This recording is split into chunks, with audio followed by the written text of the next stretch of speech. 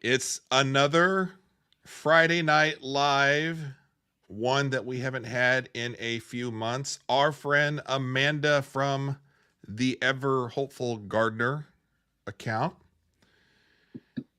is here Hello. with us. And Amanda, I'm going to have you monologue here for a second because the YouTube channel on the other screen is playing. So I hear myself coming through and it's driving me nuts. Hold on.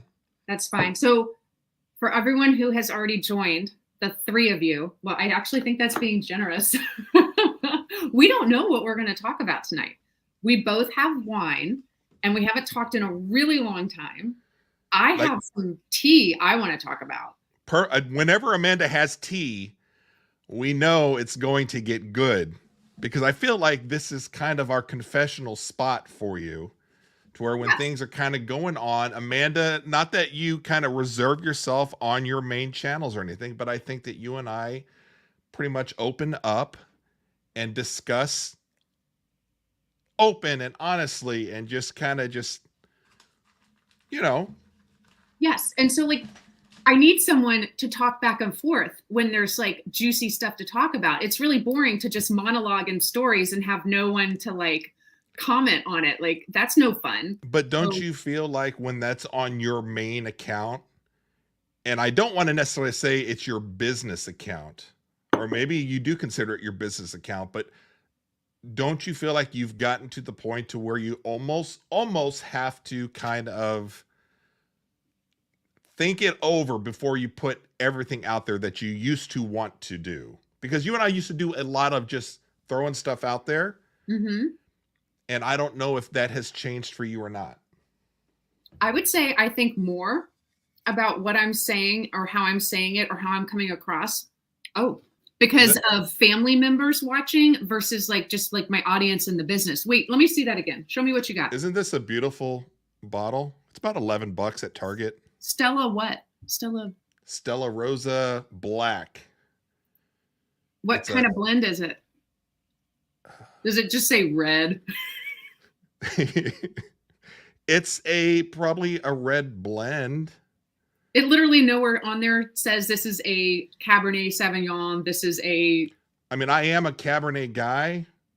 I to be honest with you, I saw this and it was on sale and I like the label. Like I'm a sucker for if it's a red wine and it's not sweet and it's got a good label, I will try. I haven't tried that. I will say, I did buy Bonanza because I thought you had said that you had your Bonanza there too. I And do. I I still have my Bonanza. and I thought, well, tonight could be a really good night and we could open up our Bonanza and really have fun. But then when you told me that all you're doing is doing white wine, I take white wine as being more of a conservative, Amanda. And then Oh, our red wine nights are like off the wall. Like you come back a couple days later and say, hey, can you delete that video? yeah. Like, to be fair, I have asked Brian to like remove stuff or not post stuff at least 4 times. At least, right, Brian? How many times have I actually deleted the stuff though? No, you've been super respectful. But sometimes it's already out there and then I'm just like, I don't care, whatever. But a lot of my reservation is because family members are watching. Um, They're and actually watching, you think? sometimes or they'll see the replays or the clips you do like that is my more like what I worry about more than any type of business relationship because I'm pretty sure the people that are entering into business relationships with me they know what they're going to get and I'm very clear in my correspondence with them that like I this is think how I they probably follow you enough to where they kind of know there's a bit of a um not really traditional. I keep saying conservative, but that's not really the word I'm looking for. yeah like I mean I'll deal with a company and they'll ask for something and my response will be, look, I just need you to know like what you're getting. You know that I'm irreverent and I like to do funny stuff. And you need to be okay with that. And they're like, yeah, yeah, no, that's what we're looking for. And I'm like, great, this is going to work out just fine. Uh-oh. Is it sweet? This is way too sweet, and I think there's like bubbles in it. I think it's, There's like a carbonation. I don't like this. I mean, I I'll mean, drink it. It's not like I'm not going to drink it, but I don't know if anybody has had Stella Rosa before. Stella Rosa Black, but I this mean, is way too sweet. there shouldn't be bubbles. There's carbonation in it. That is really weird. Yeah, maybe like beyond looking at just the label, maybe you need to read what type of wine it is or the description on the back. Sometimes they'll tell you it's sweet or not. I am super like, you can get me with a pretty label. I mean, why don't you just open your Bonanza? It's not going to be a fun night if you're. But if you're going white, I don't want to open up Bonanza. I thought we were going to come in equally. Like, let's do the nice Bonanza. I wanted to see if maybe this time around you like Bonanza a little bit more, because I feel like the last time we played this with Bonanza. Okay, I'll go get my crazy Bonanza. about it. I'll go get my Bonanza. Seriously? Yeah. Okay, well. All right. Let me sit here and monologue and kill some time while Amanda is going out to get her Bonanza. So we did a Caymus Bonanza live, I think like 8 months ago, where Bonanza is supposed to be very similar to Caymus because it's made by the same grower. And so we did a taste test, and Amanda bought Caymus, and she also bought Bonanza, which I love the Bonanza. And I think when you had tasted the Caymus and then you went to try the Bonanza, you weren't too crazy about it. No, I thought the Caymus was like, I'm not a wine connoisseur, but I thought the Caymus was exponentially better than the Bonanza. But I actually didn't even like the Bonanza that much.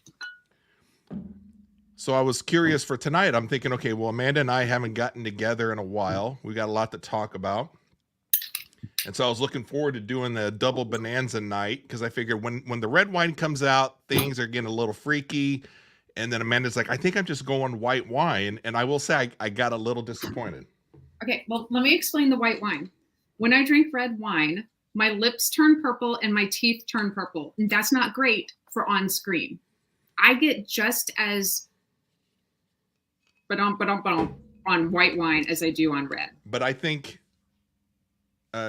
within our brains, I think the red wine is more of a kind of a, hey, things are going to get a little freaky tonight. And white wine's a little more reserved. I feel like we should pick a different word than freaky, because I feel like freaky is like sexual. Well, here's the thing. And nothing ever gets sexual in these lives. So let's just be very clear. Like, if people just tuned in and they're hearing the word freaky, you're going to be disappointed. I disagree, actually. We've had very sexual content. We did a Who Would You Do,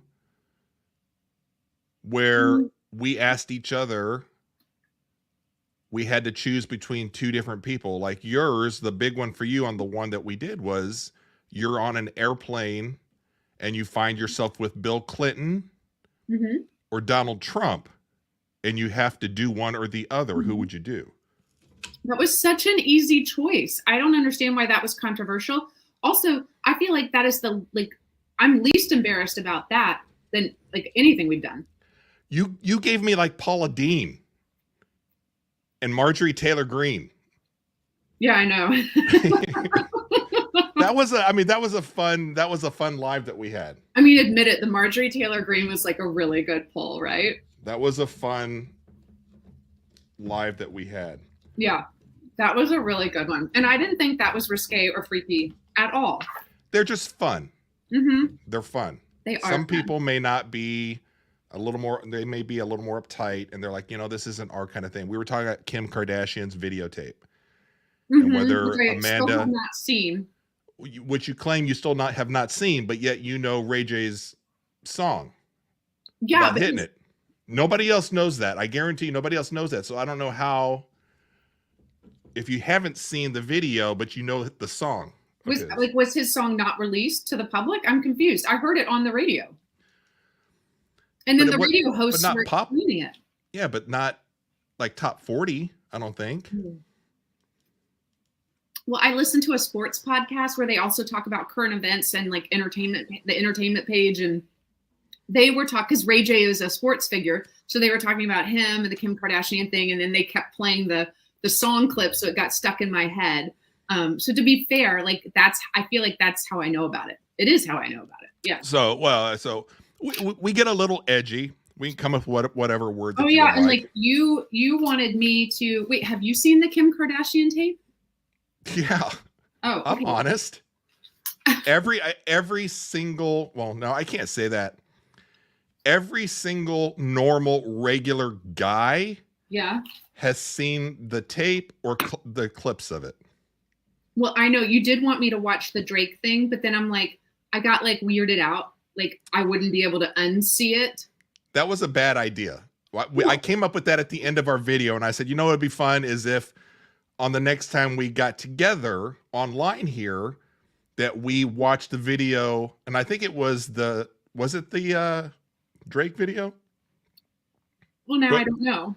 It was either the Drake video or the Kim video. Maybe it was the No, Drake it was the video. Drake. You wanted me to watch the Drake thing, and then you did a reel where you had like a vacuum hose that you were swinging, and I was like, I don't need that visual stuck in my head.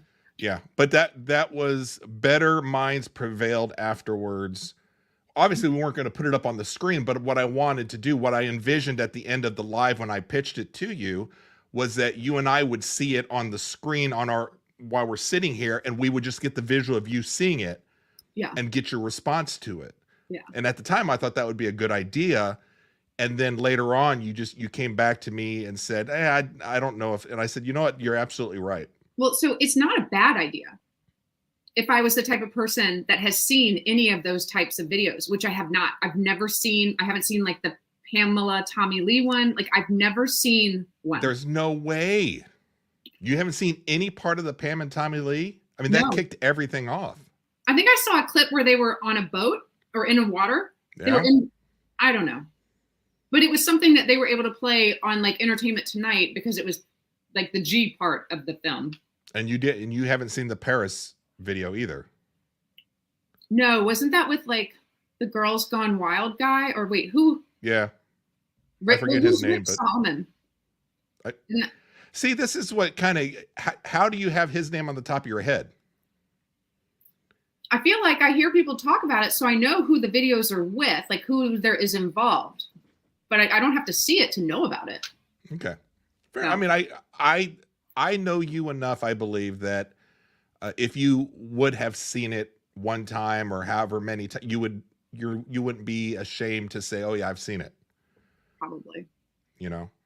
And then also, I have trouble like once an image is in my head, I can't get it out, and I like obsess on it. I don't know, and like I dream about it. Yeah, then that's not a good situation for your husband. Or is it? No, it's not. Not with the guys we're talking about. With Tommy Lee, Ray J, that's not a good situation to where if that's what you're seeing over and over again and what you're talking about and dreaming about. Well, I'll take your word for it. Yeah, that's not a good deal. So Brian, I haven't talked to you in forever. What is going on? What's going on? What's new? Well, with what might concern you a little bit and our friends in the gardening community, I have finally shut down officially the Garden Voyeur. I finally decided, I was struggling with it for the last couple years. And I felt like it was an uphill battle in trying to feed that beast. I felt like I was pressured, putting internal pressure on myself into doing something that I wasn't really getting a lot of enjoyment out of anymore. Right. And I go about 10 years to where 8 to 10 years, I am all in on something that is like my hobby passion. And gardening started back in 2014. I jumped right into it, started the social media on it, had a great time, met a bunch of fantastic people. You and I are great friends because of it. And just the last couple of years, I'm just like, oh, every single day I felt the need to having to make new content. And then I started getting pissed at myself because I was making the same content kind of over and over again. Because how do you reinvent showcasing your tomato every single year? I don't know. you started yours in 2020, so you're kind of halfway to where I was. Yeah, and I think spending 8 to 10 years on any passion project is actually way longer than most people give something. Don't you think? Yeah, and then you and I had talked about also in finding the reason why you're doing something. Now, specifically for gardening, let's say, when I first started gardening, it was a very personal thing for me to get out there and be around just being quiet and getting into like nature, listening to the birds, getting my hands in the soil, growing something and eating something that you've grown, and just, being able to go out there and just kind of work through things that are in your head. Mm-hmm. And then as time goes on and you're on social media and your accounts grow, that changes, or at least it changed for me to where it was no longer something that was therapeutic. It turned into the job that I hated. Like every job I've had since I've graduated college, I'm in it for a certain amount of time, and then I hate what I'm doing. I hate the people I work with. And I just felt like the last couple of years, I was like, I have to pull the plug. So finally, and this was, I don't know, maybe about a month, 2 months ago, I shut it, like my TikTok account with the 45,000 viewers, that's gone. Instagram is gone. Um, and shamefully, you're gonna be mad at me. You're gonna get on to me. For about 3 weeks in a row, I threw out probably 70% of my garden stuff. Like, you know how you have one or two big trash cans, and every week you can only put so much in there. Like our trash people are like, if it's not in the can, we're not taking it. I just got to the point where like I don't want to try to sell it on the secondary market. I'm tired of this. I don't want to just put it out there and give it away because I just want it gone. I wanted a cleansing. Wow. And so I got rid of so many things, and I felt kind of relieved, to be honest with you. I felt guilty because I was like, do I really want to throw it away, or do I want to just kind of store it? And I think this, on top of, we are now an empty house. Our youngest is first week at Ole Miss right now. So as parents, we're kind of done and the empty nest thing.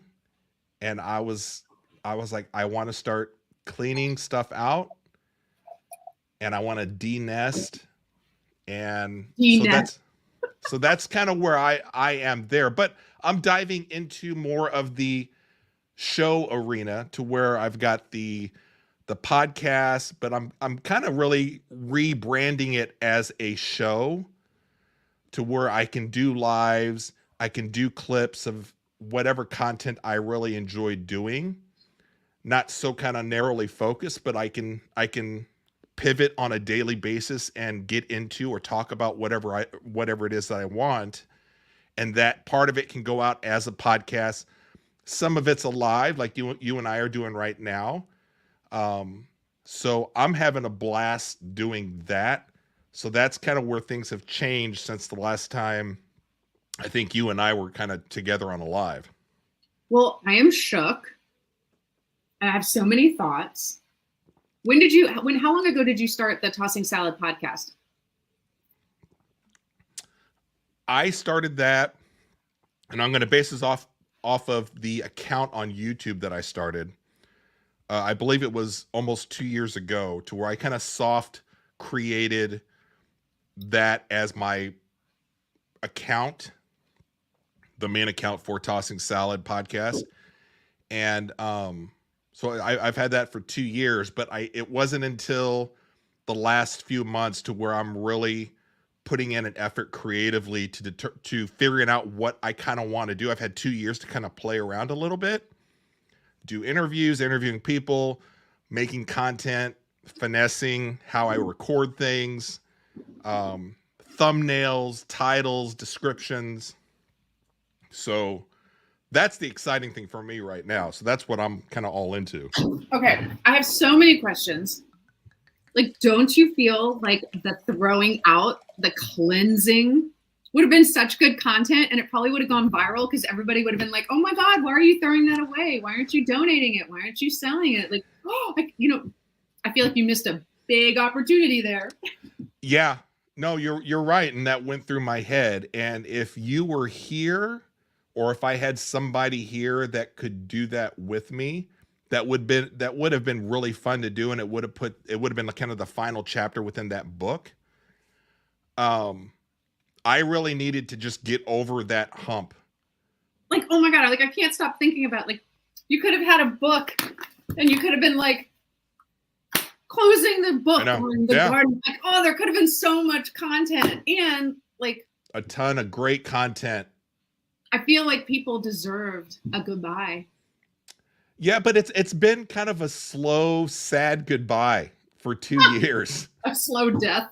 It's a slow death. And I felt like if I wasn't going to just, because I like to just jump into new projects as well, and figure things out as I go. And if I continue to slowly just let that kind of wither, and every single day I had it, the animosity towards the gardening and the account, it was no longer anywhere close to being therapeutic. It was causing me anxiety and stress and anger. Anger. That would have made some good content. Yeah.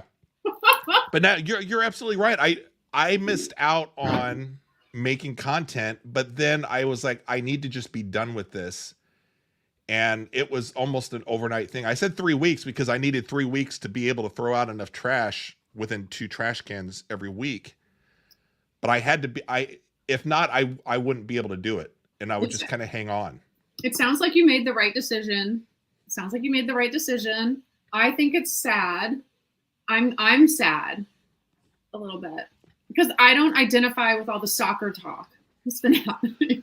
Yeah, well, but that's the thing. That's the balancing of maintaining whatever relationships I can with people that I truly made some connections with within gardening, and then keeping that as much as I can, as well as taking a big step forward into doing a whole bunch of other stuff. Now, like, you said the soccer thing, that's part of like, so just real briefly, I'm kind of splitting up Tossing Salad to where the main account is the hub page, to where everything that I do is on the one page.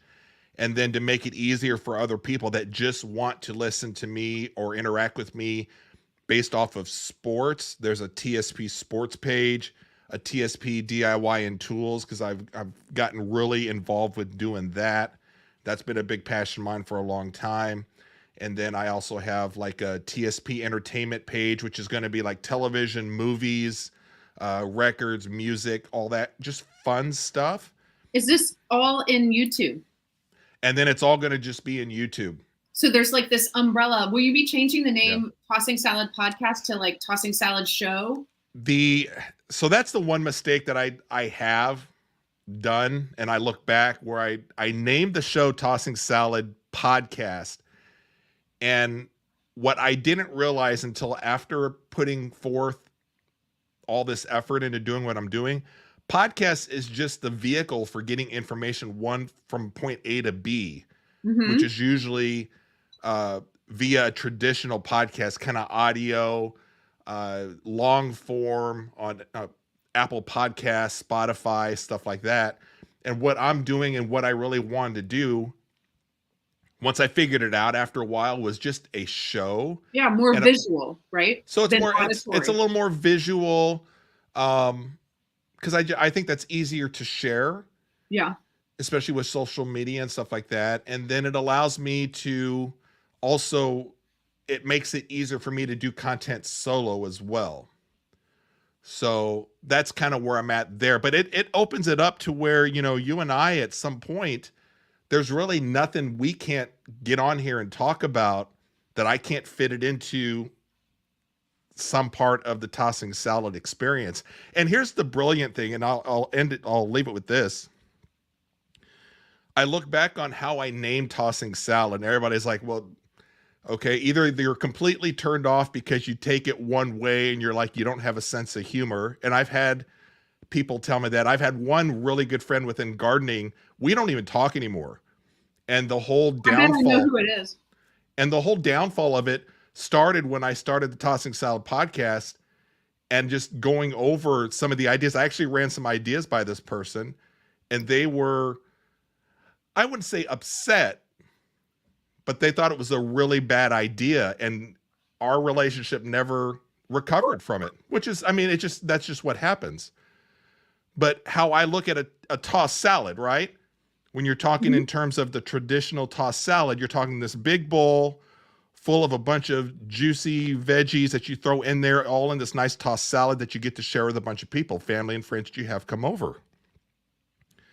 And basically what we have here is a digital tossed salad of any kind of topic that I deem that I'm interested in at any time. So I can kind of pivot on a daily basis and talk about, if I wanted to, soccer, but then I can also tomorrow be like, ooh, Amanda and I are going to talk about some TV show that we're watching, some, you know, trashy TV show, and we can have that and have that as a long running series. Yeah. So It's it kind of very just opens it up a schizophrenic. little bit. Very schizophrenic. So it like the analogy works. It works well. You did a good job. So that came, yeah. So that kind of came in handy towards the end. So that's kind of where I've been the last couple months. On top of the moving my youngest out, and that was kind of a, you know, that's an interesting thing when your youngest, the last person that you're responsible for, is flying the nest and going out and doing their own thing, and then that also is on top of, you know, Amy's cancer journey and all of that that's going on, and everything's somewhat fine with that.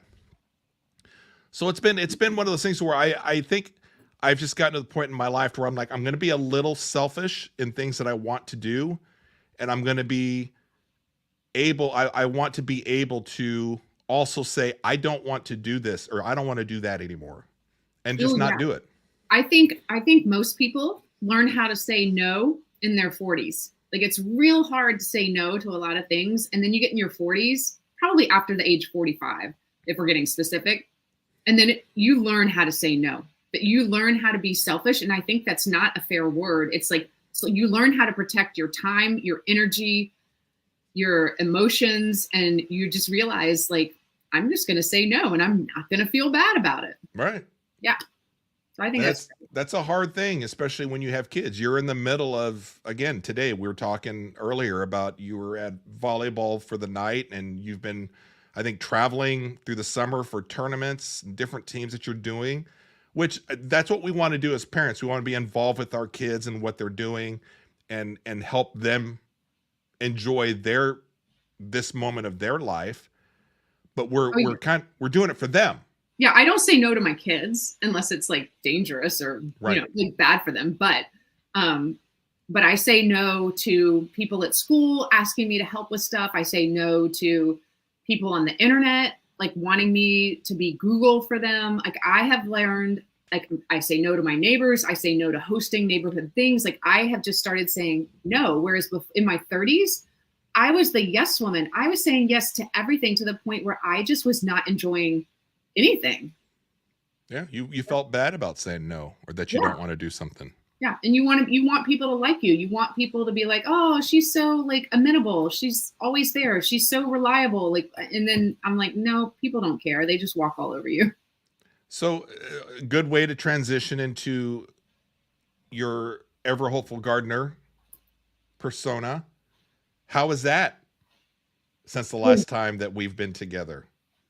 I mean, let's just call it medium. It's medium. I'm getting medium enjoyment out of it right now. It's not like draining me, but I'm also not getting a lot of enjoyment out of it. And I think the reason I'm not getting a lot of enjoyment right now is all the people that I love to interact with. Yeah, it's just like everybody's busy. Like no one's doing lives. I never see anyone doing a live on Instagram that I actually want to watch. People aren't messaging as much, and people aren't remixing reels anymore. People don't have like funny things going back and forth. I feel super drained of all humorous creativity. Like I used to like lie in bed and be like, oh my God, that would make such a funny reel. And I'd like make a note so I could do it the next day. And now I'm just like, I wish I could think of something funny to do because I'm really bored with all my just educational content I'm putting out. Like it's super boring. I don't know. Like I'm just like, what has happened to the gardening community? It seems very sterile right now. I did notice, and this is with any community. It's not just because Amanda and I are coming from the garden community. This is any social media community, and there's a community for everything out there. You know, the peak of it for me was kind of 2020, 2021. Everyone was at home. Everybody was kind of at home. We were all in it together. There was a different kind of a interaction with all of us, just doing kind of goofy stuff. You know, TikTok was relatively new back then, and it was kind of pushing the other platforms into, hey, you guys got to, you know, do some fun stuff too. Yeah. And I remember a lot of things that you and I and several of the other ones would get together and just do just like goofy content that's just kind of fun, but it was definitely an interaction. Yes. It was definitely playing off each other. Amanda does this, so then I'm going to do this and reference that. It's a very serialized type thing. And then I realized in the last couple years where I was personally struggling with holding myself accountable into not doing the same thing over and over again. But that kind of fell off in a sense that I think everybody was kind of striving to be that, not gardening coach, but they want to be that account.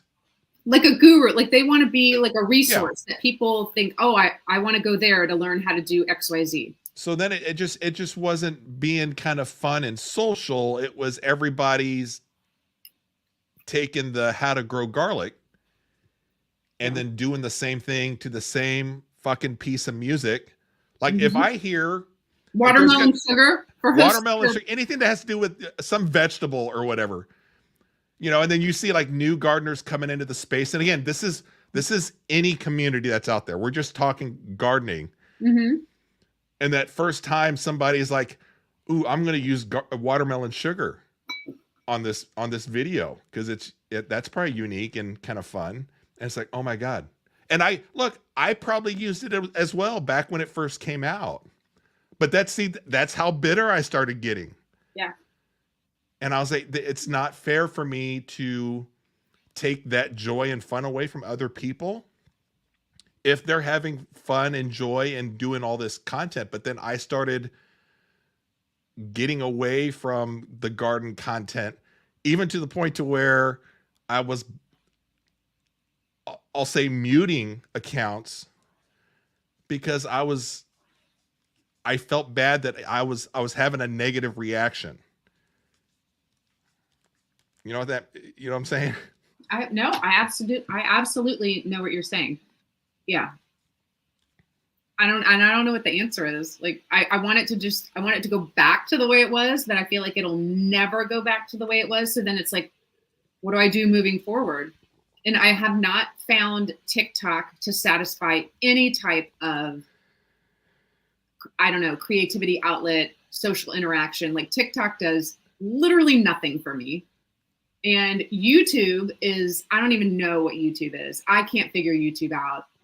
I'm not monetized on there.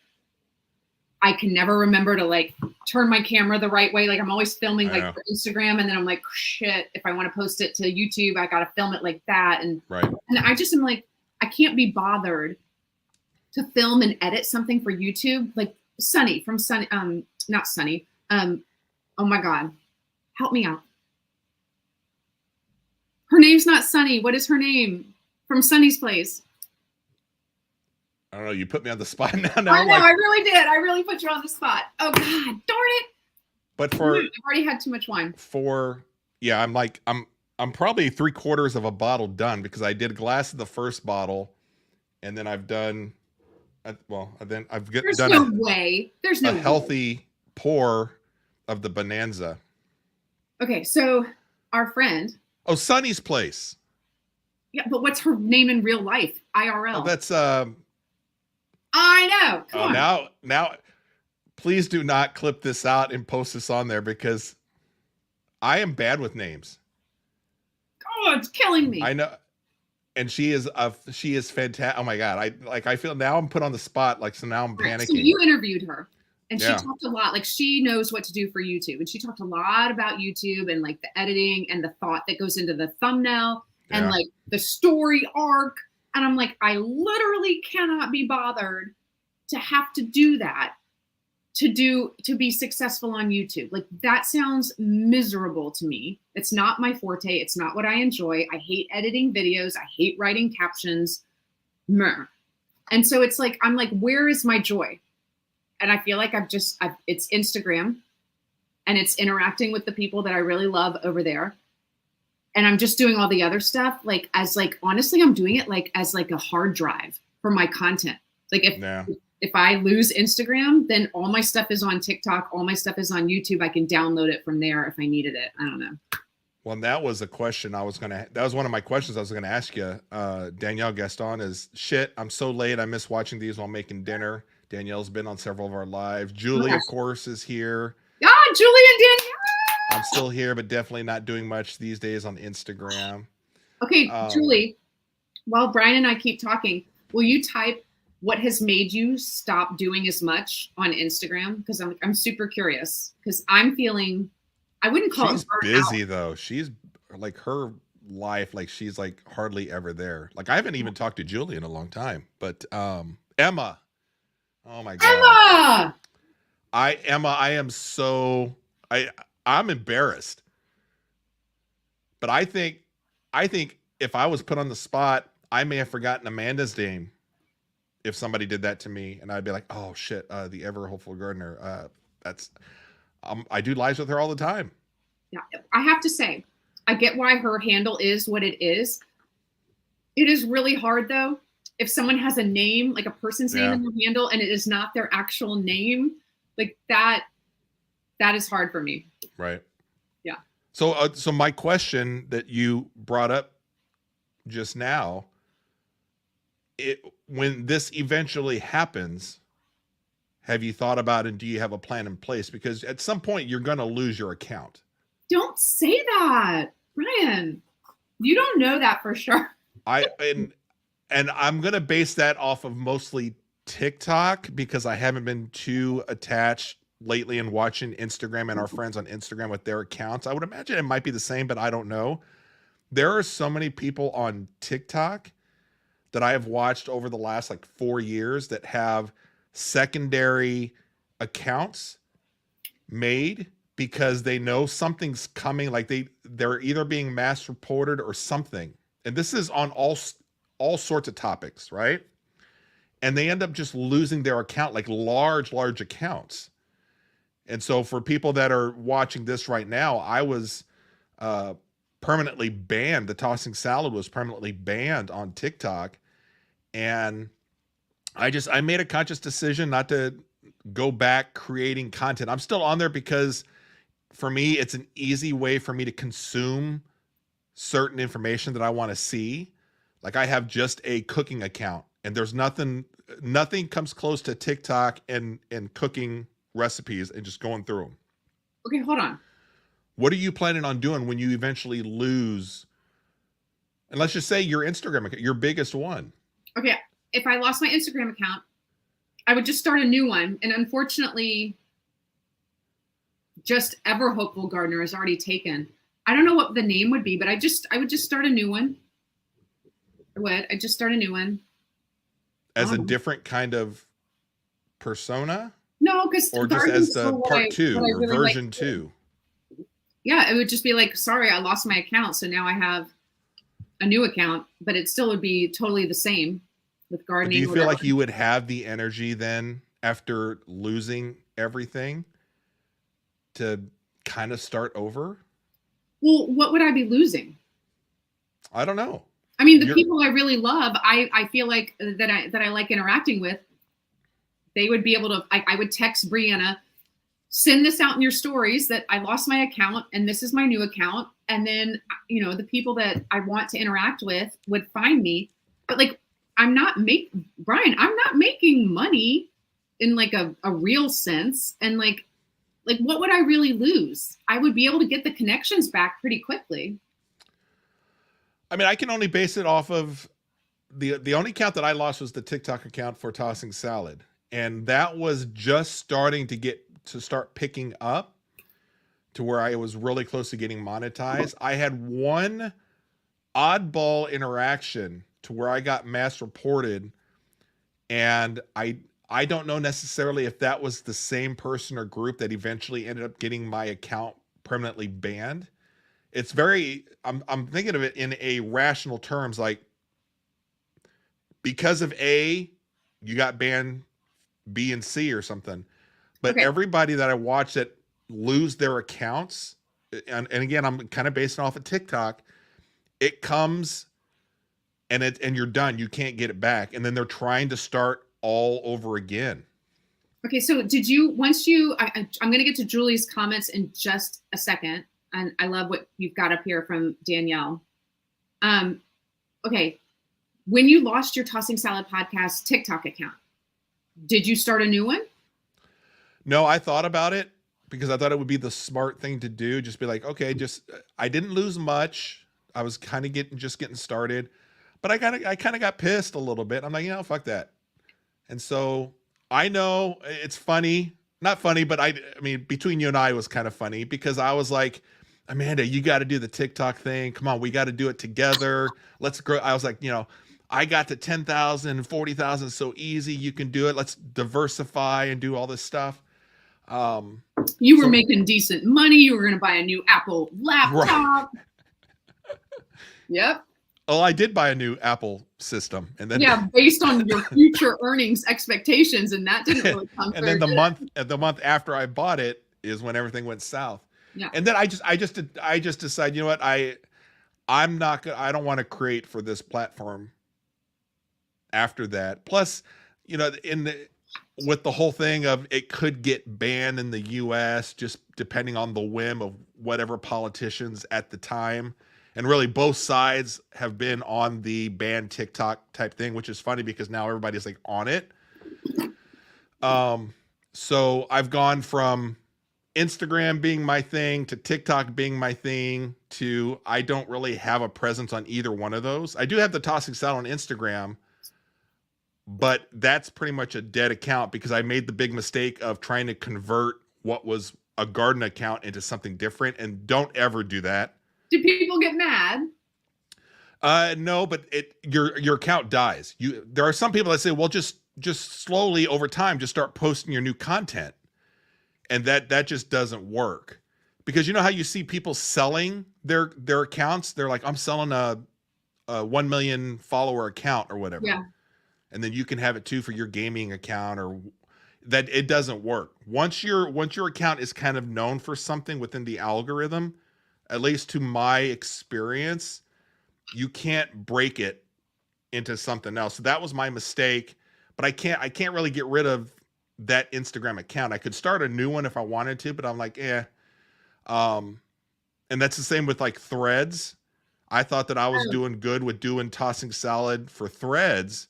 The problem is it was the offshoot. I started it through Instagram.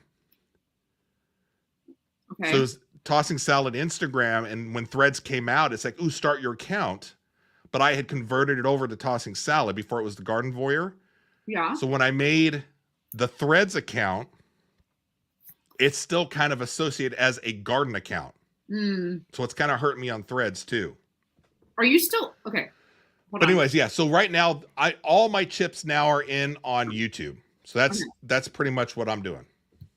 I have questions about YouTube, but let me just show everybody. I have 14,000 followers on TikTok. Let me show you my lifetime earnings on TikTok. Y'all ready? Y'all ready? Okay, come on. $27.89. That's not even enough to get takeout for like both my children. Yeah. That's lifetime. Lifetime on TikTok. So I don't know. I obviously can't figure out TikTok. I don't know. Are people even monetizing over there anymore unless they're selling all the stuff from China?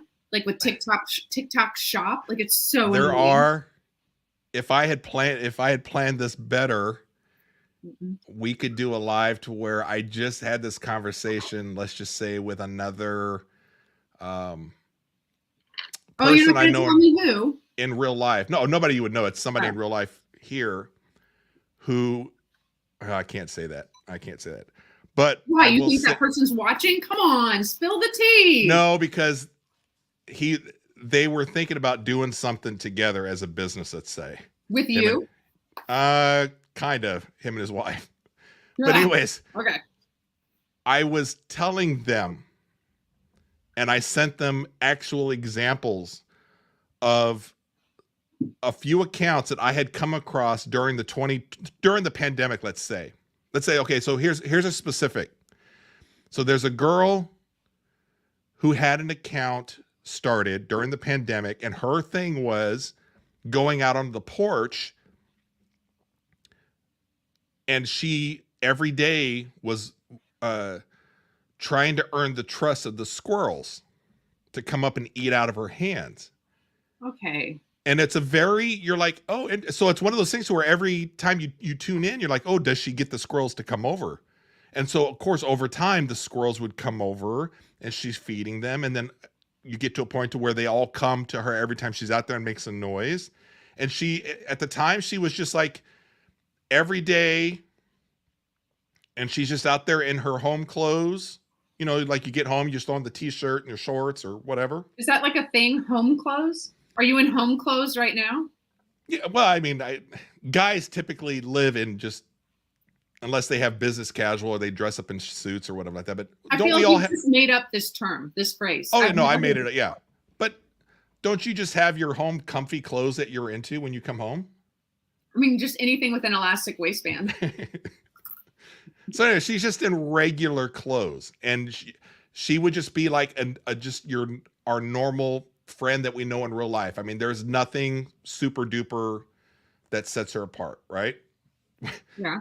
With the exception that the boobs are out. Certain people realized over time, through trial and error, let's say, that she has a nice body underneath the home clothes.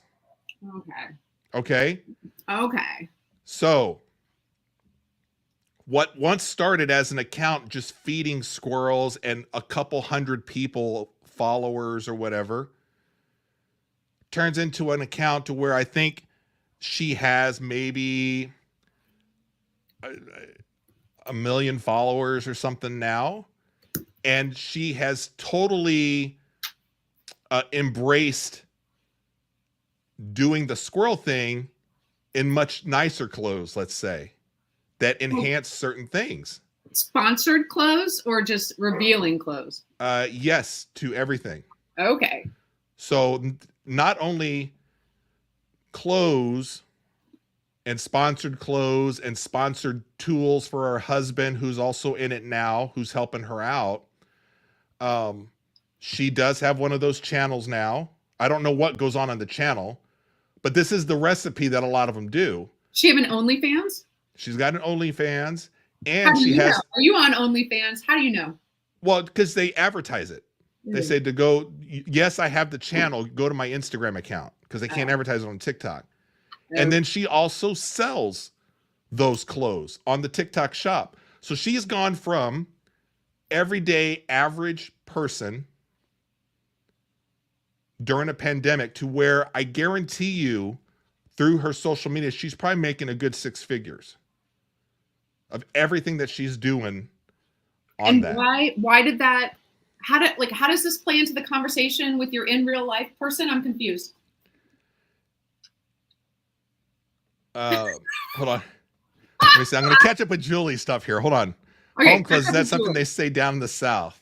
No, Brian doesn't live in the South. I've never heard this phrase something before. We say in middle America. Missouri is the South. Missouri is SEC country. No. We are the South. Oh, we're going to fight. Missouri is not the South. Missouri is Missouri the is South the now. Midwest. It's We're the in the middle of America. Southeastern Conference. Everything is Yep. run by football. We're in the SEC. We're No, South. it's like, who's the singer? John Cougar Mellencamp, like Middle America? No.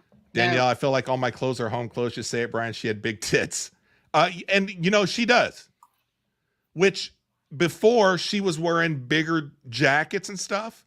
And then over time, the jacket kind of just got smaller and smaller. She started working out a little bit more. And she totally embraced whatever it was that people started latching onto to making it into where she's making some good money. Do you think her original intention was for no? Her original intention was to fuck around on TikTok because she was stuck at home during a pandemic like us. Or is she a genius mastermind? And she could be a genius mastermind, embracing and realizing there's a lot of people out there that are going to pay her a lot of money. Speaking of, how's our friend Wolf of the Wild doing? I haven't seen any of her stuff lately. I haven't either. Hope she's okay. But that formula that I'm talking about with this particular account is all over TikTok.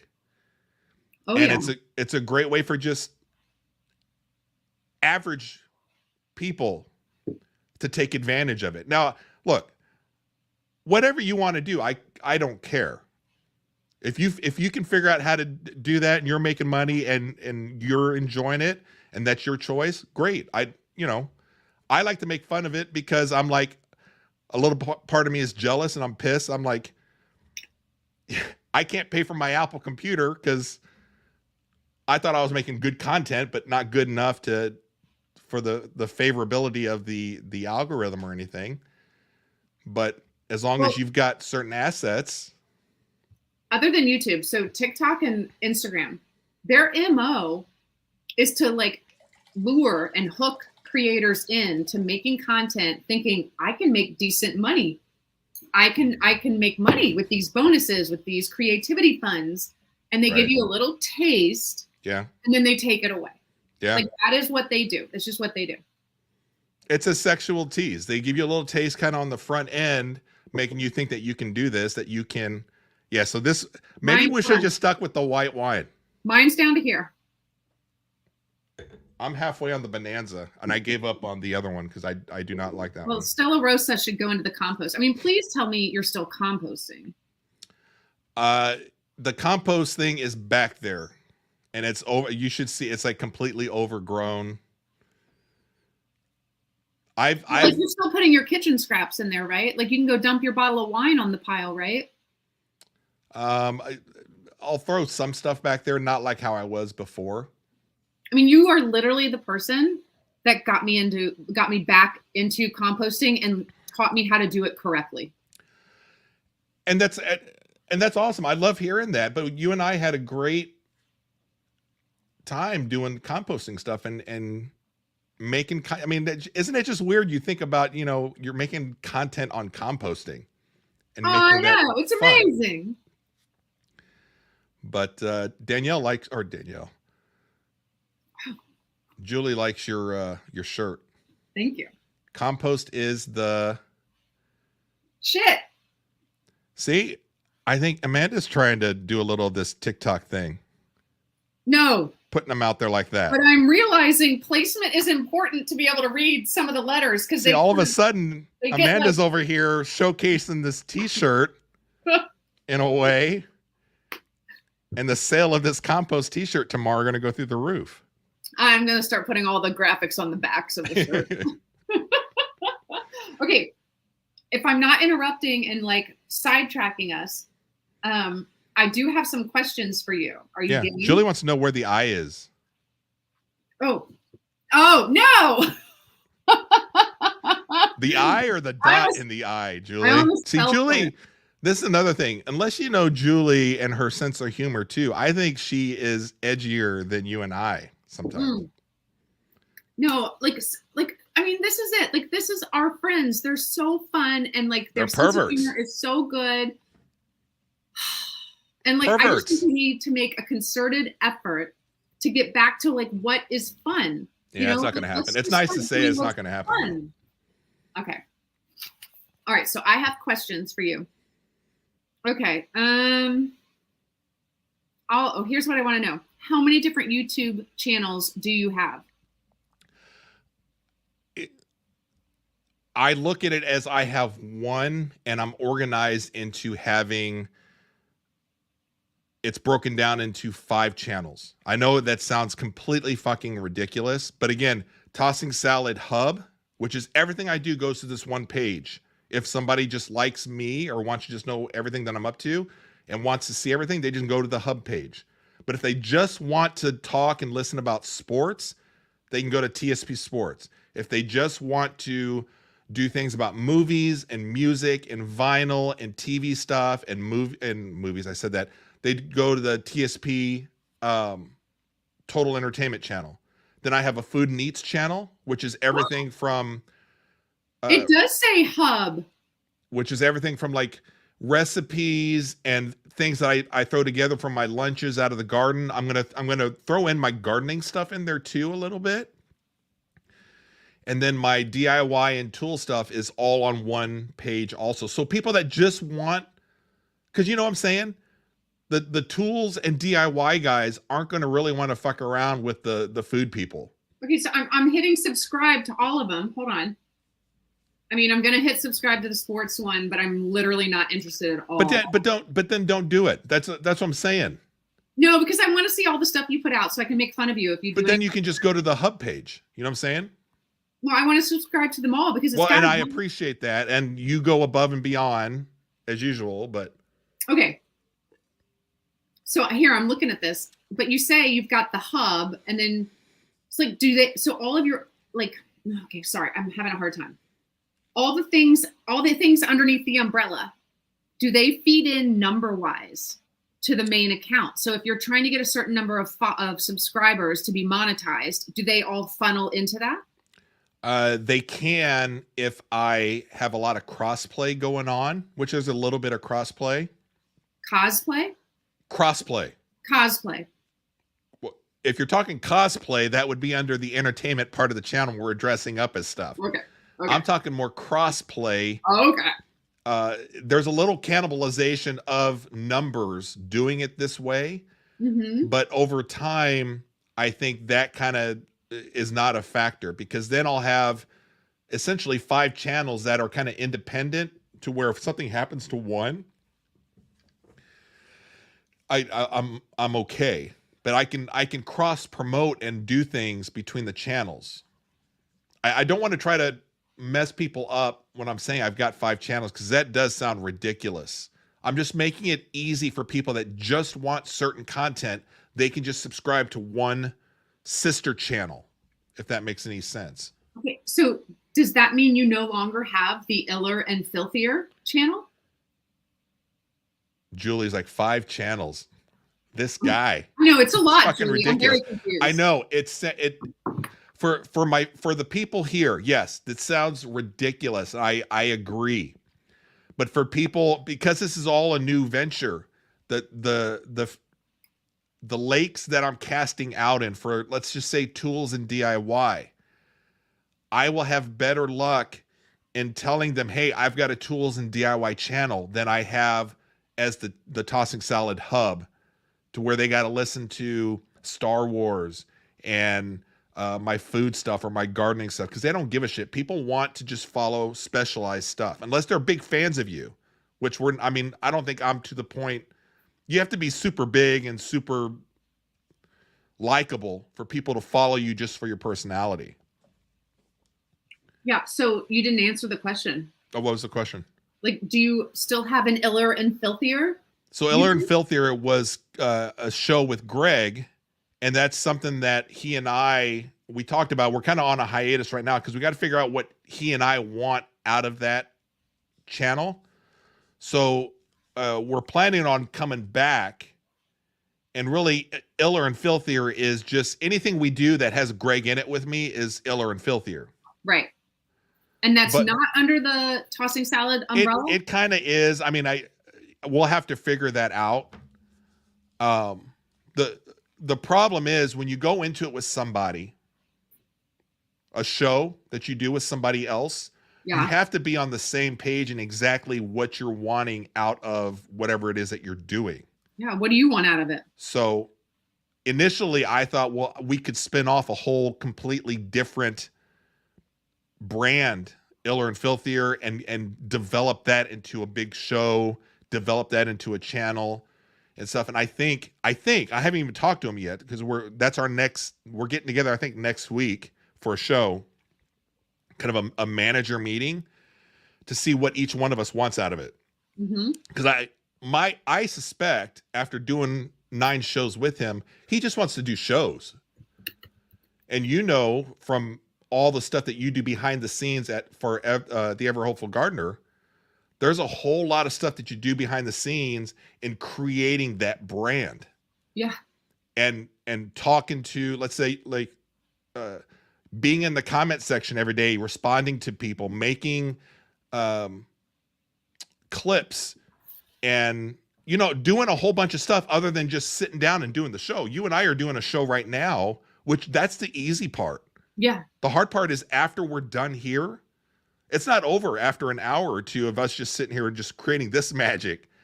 If I'm going to truly maximize what we're doing here, I'm going to spend hours in doing stuff with this content. And that's something that you have to kind of figure out when you're doing a show with somebody. But I feel like I still don't understand what you want out of it. In that, like, are you just looking for entertainment and enjoyment and fun? Are you looking for monetization? Are you looking for a platform that can launch you into something else in the future? It's that specifically, I was, for that show, Iller and Filthier, and doing something with Greg, was just exploring, can I do a show with somebody else and get that to kind of take off? Is there a market for it? Do we enjoy doing it? We enjoy doing it, just like with the Chelsea show. Yeah. Julie talking about we need a Chelsea 2.0. Chelsea's another one to where I feel, I haven't talked to Chelsea about it since that infamous finale we had. Chelsea and I had a fantastic time, I think, actually doing the show, sitting down and doing the show. And I thought Chelsea and I had great rapport. We had good chemistry. We had the boy-girl thing going. We had the 2 different age group things going. Chelsea and I, and Chelsea's super intelligent, very thoughtful with what she says. So I thought what we had with Chelsea was very, very special, and it could have been a huge show. After doing several shows with her, I feel all she was really interested in doing is just the show. I could be wrong, because again, I haven't talked to Chelsea about it. But I feel like she was interested in the learning how to professionally produce like a content podcast recording, set up a home studio, but also she just really enjoyed interacting with you, so that it was like the best of both worlds. Mm-hmm. But also her life is not at a point, like, she works full time, she gardens, and she has extremely small children. Like, she just had a baby, so it's like, and I didn't even know that, but to add anything to her plate. But if she was in a different life spot, I do think she might have continued it with you. Yeah, so that's a possibility too. I mean, really, one of the last conversations I had with Chelsea is, I again, if I'm reading this right, her main concern I took it as one of her concerns after we were done with our show and the way our show ended was she didn't want people thinking she was like really pissed at me. And I said, hey, that was part of the show. And how, we had everything kind of set up or whatever. I was like, as long as you and I are fine or good, we're good. I wouldn't worry about anybody else, but she's more worried about other people and what they thought. But you're correct in the sense that she and I were both taking from it a lot of different things. As she also does a lot of online video conferencing for her business and work. So she was taking what she was learning with our show and using some bits and pieces for her actual business. Yeah. And with a lot of things that she had going on, she was in a completely different spot in her life than I was. Yeah. So, but that's something that you don't know until you start doing a show with somebody and you're honest with each other, and as you continue to move forward and create stuff, and then you figure out, I don't know if we're on the same path. Yeah, like I would be up for doing something in 6 years. 6 years when my youngest is off to college and I actually have like the bandwidth to do anything. Yeah, and just so people know also, Amanda and I have had conversations on doing a show together. Yeah. Because obviously anybody that has followed us or watched any of our content that we do together, we have a good thing here as well. So we've talked about, can we do a more an actual kind of a show, and just real preliminary stuff. And I just don't think that, from my understanding, Amanda's in a spot right now to take that on in addition to everything else that she's got going on, plus the ever hopeful gardener. Like, were I to say yes, it would be doing a disservice, and actually I think almost like disrespectful to you, because it would be so far down on the priority list, because all the kids stuff is top. Yeah, it is. And the husband stuff and my dogs and keeping our house not falling down. Yeah. It wouldn't have been, I wouldn't have been able to put my best foot forward. And I don't ever want to do anything unless I can put my best foot forward. And you were very honest with it. I mean, you took a few days. I don't remember how. Because I really wanted to do it. Well, yeah, obviously. I think, again, you watch our shows, and again, we have the same kind of dynamic, slightly different than what Chelsea and I had. But you and I we're kind of the same, from that same age group, which is a little different than Chelsea and I. But you and I find it very entertaining. I find it that you're kind of a little bit more like the mirror image of me and personality, just on the female side of things. And we would be on the same page in creating a show and a brand, but you're just not at that position, the same point of life that I am, to where I would be like, hey, we got to do this, this, and this. And you're like, I just don't have time to do it. And you were very open and honest with me on that. And I appreciate that. Maybe it's hard for me to imagine, but at some point next year, my daughter will be driving. And then when she can drive, she can also drive her brother. And that may free up a lot of time, and I might reevaluate a lot of things, but it's hard to imagine now, like the amount of like my resources that go towards the kids.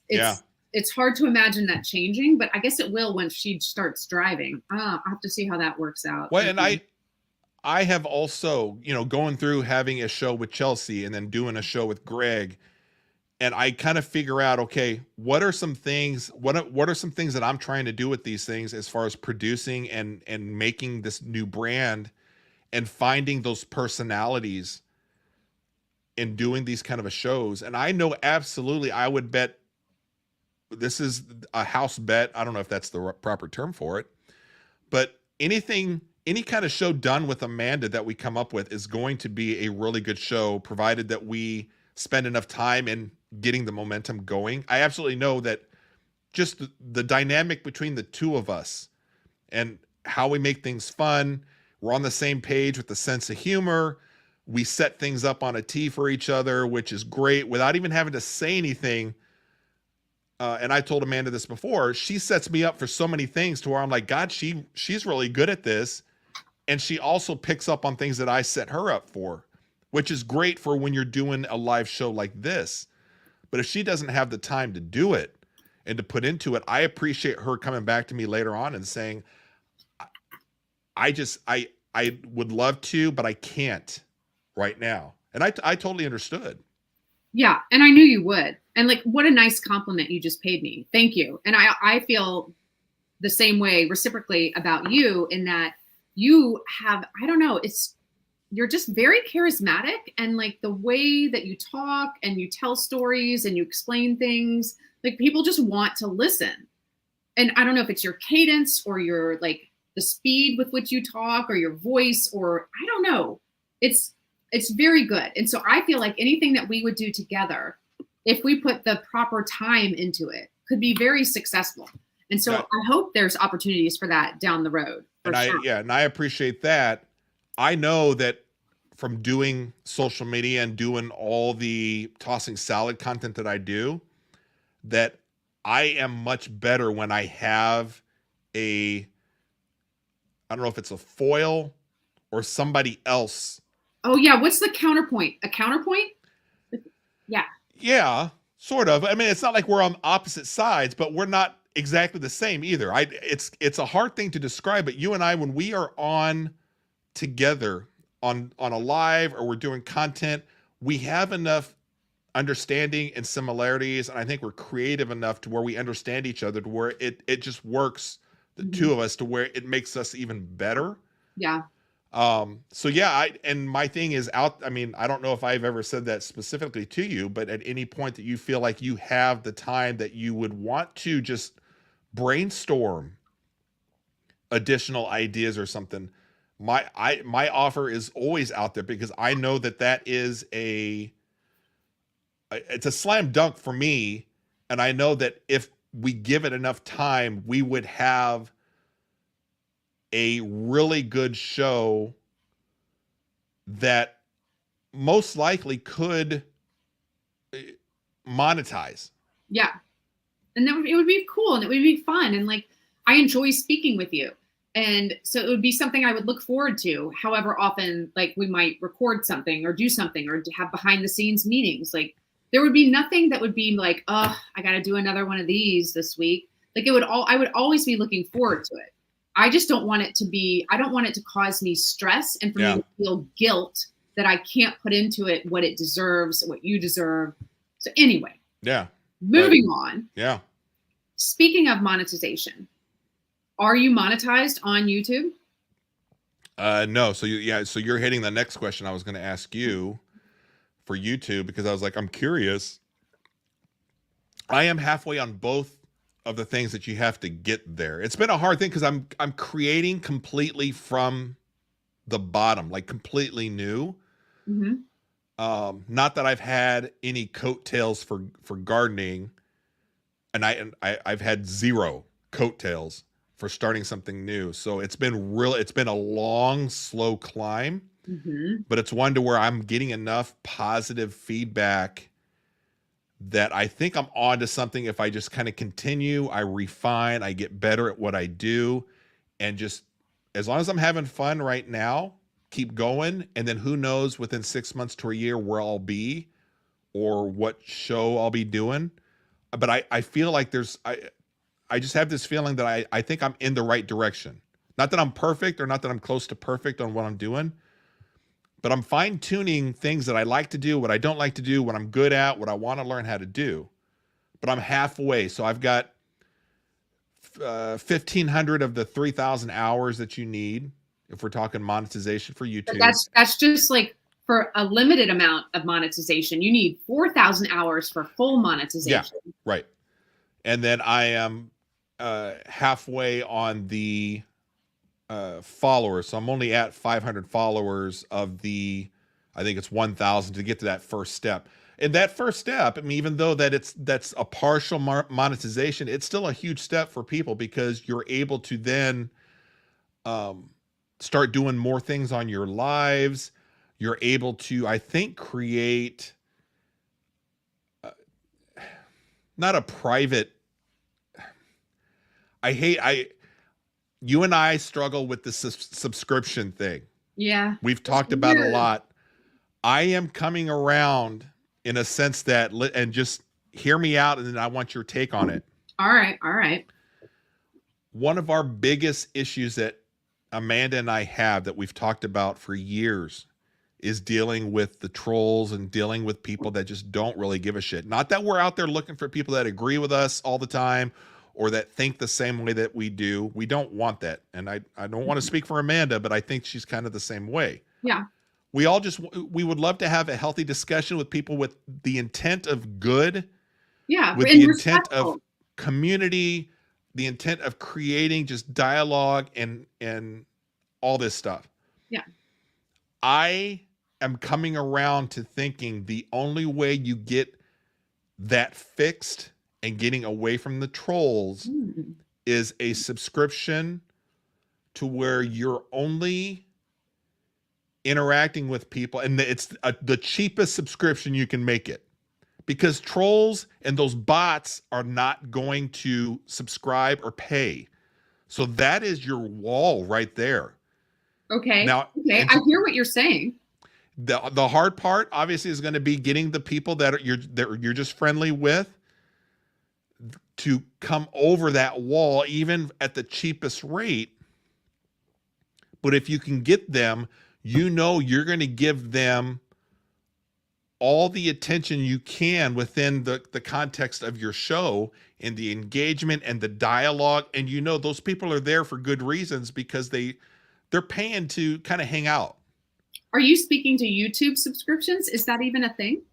Yeah, I mean, for anything, Instagram or YouTube, but YouTube has them though. YouTube has them. You just have to get to that first level. Okay. So, okay, my hesitancy to subscriptions is not that I care that people are paying for it. If people want to spend their money on it, fine. That's up to you.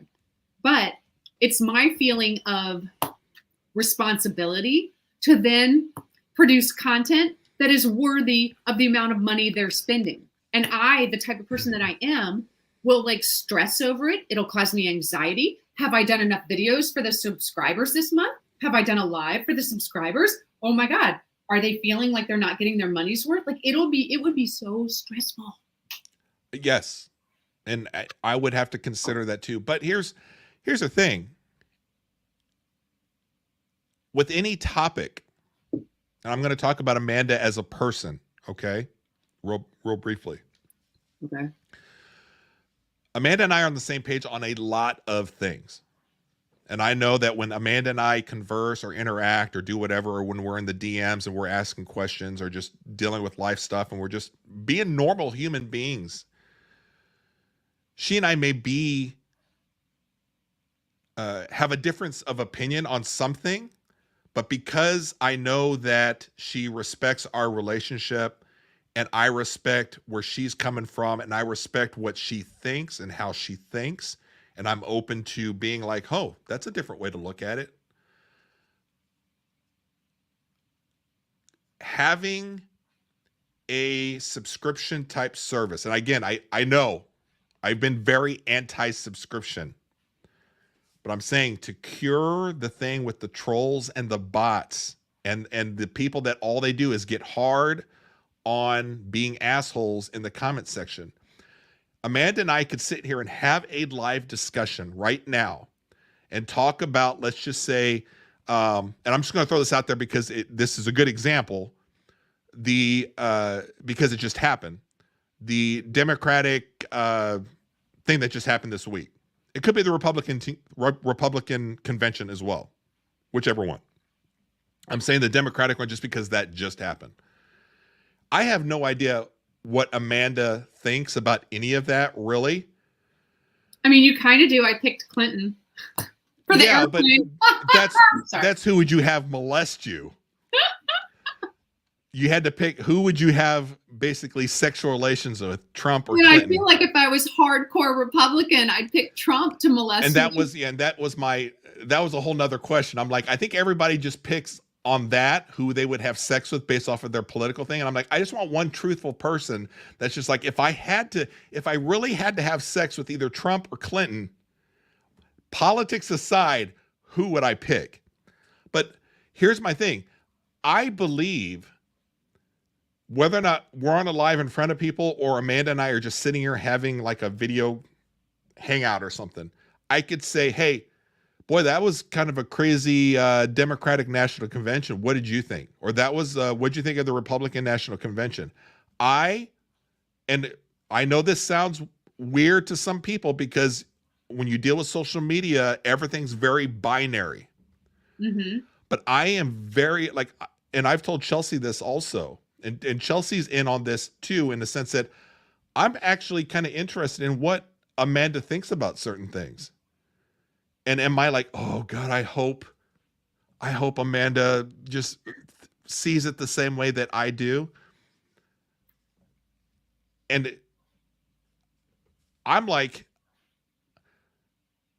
it doesn't matter to me how Amanda sees whatever it is we could talk about. I'm just curious and interested in what Amanda thinks. The same with Chelsea, in a sense that I'm like, and I know more about where Chelsea lies on things than I do with Amanda. So it sounds like what you're saying is you're more, you don't like, you aren't the type of person that if you find out I lean left and I'm going to vote Democratic, that you're going to be like, I don't think about her the same anymore. And I kind of don't really want to talk to her anymore. This is the type of person that I am.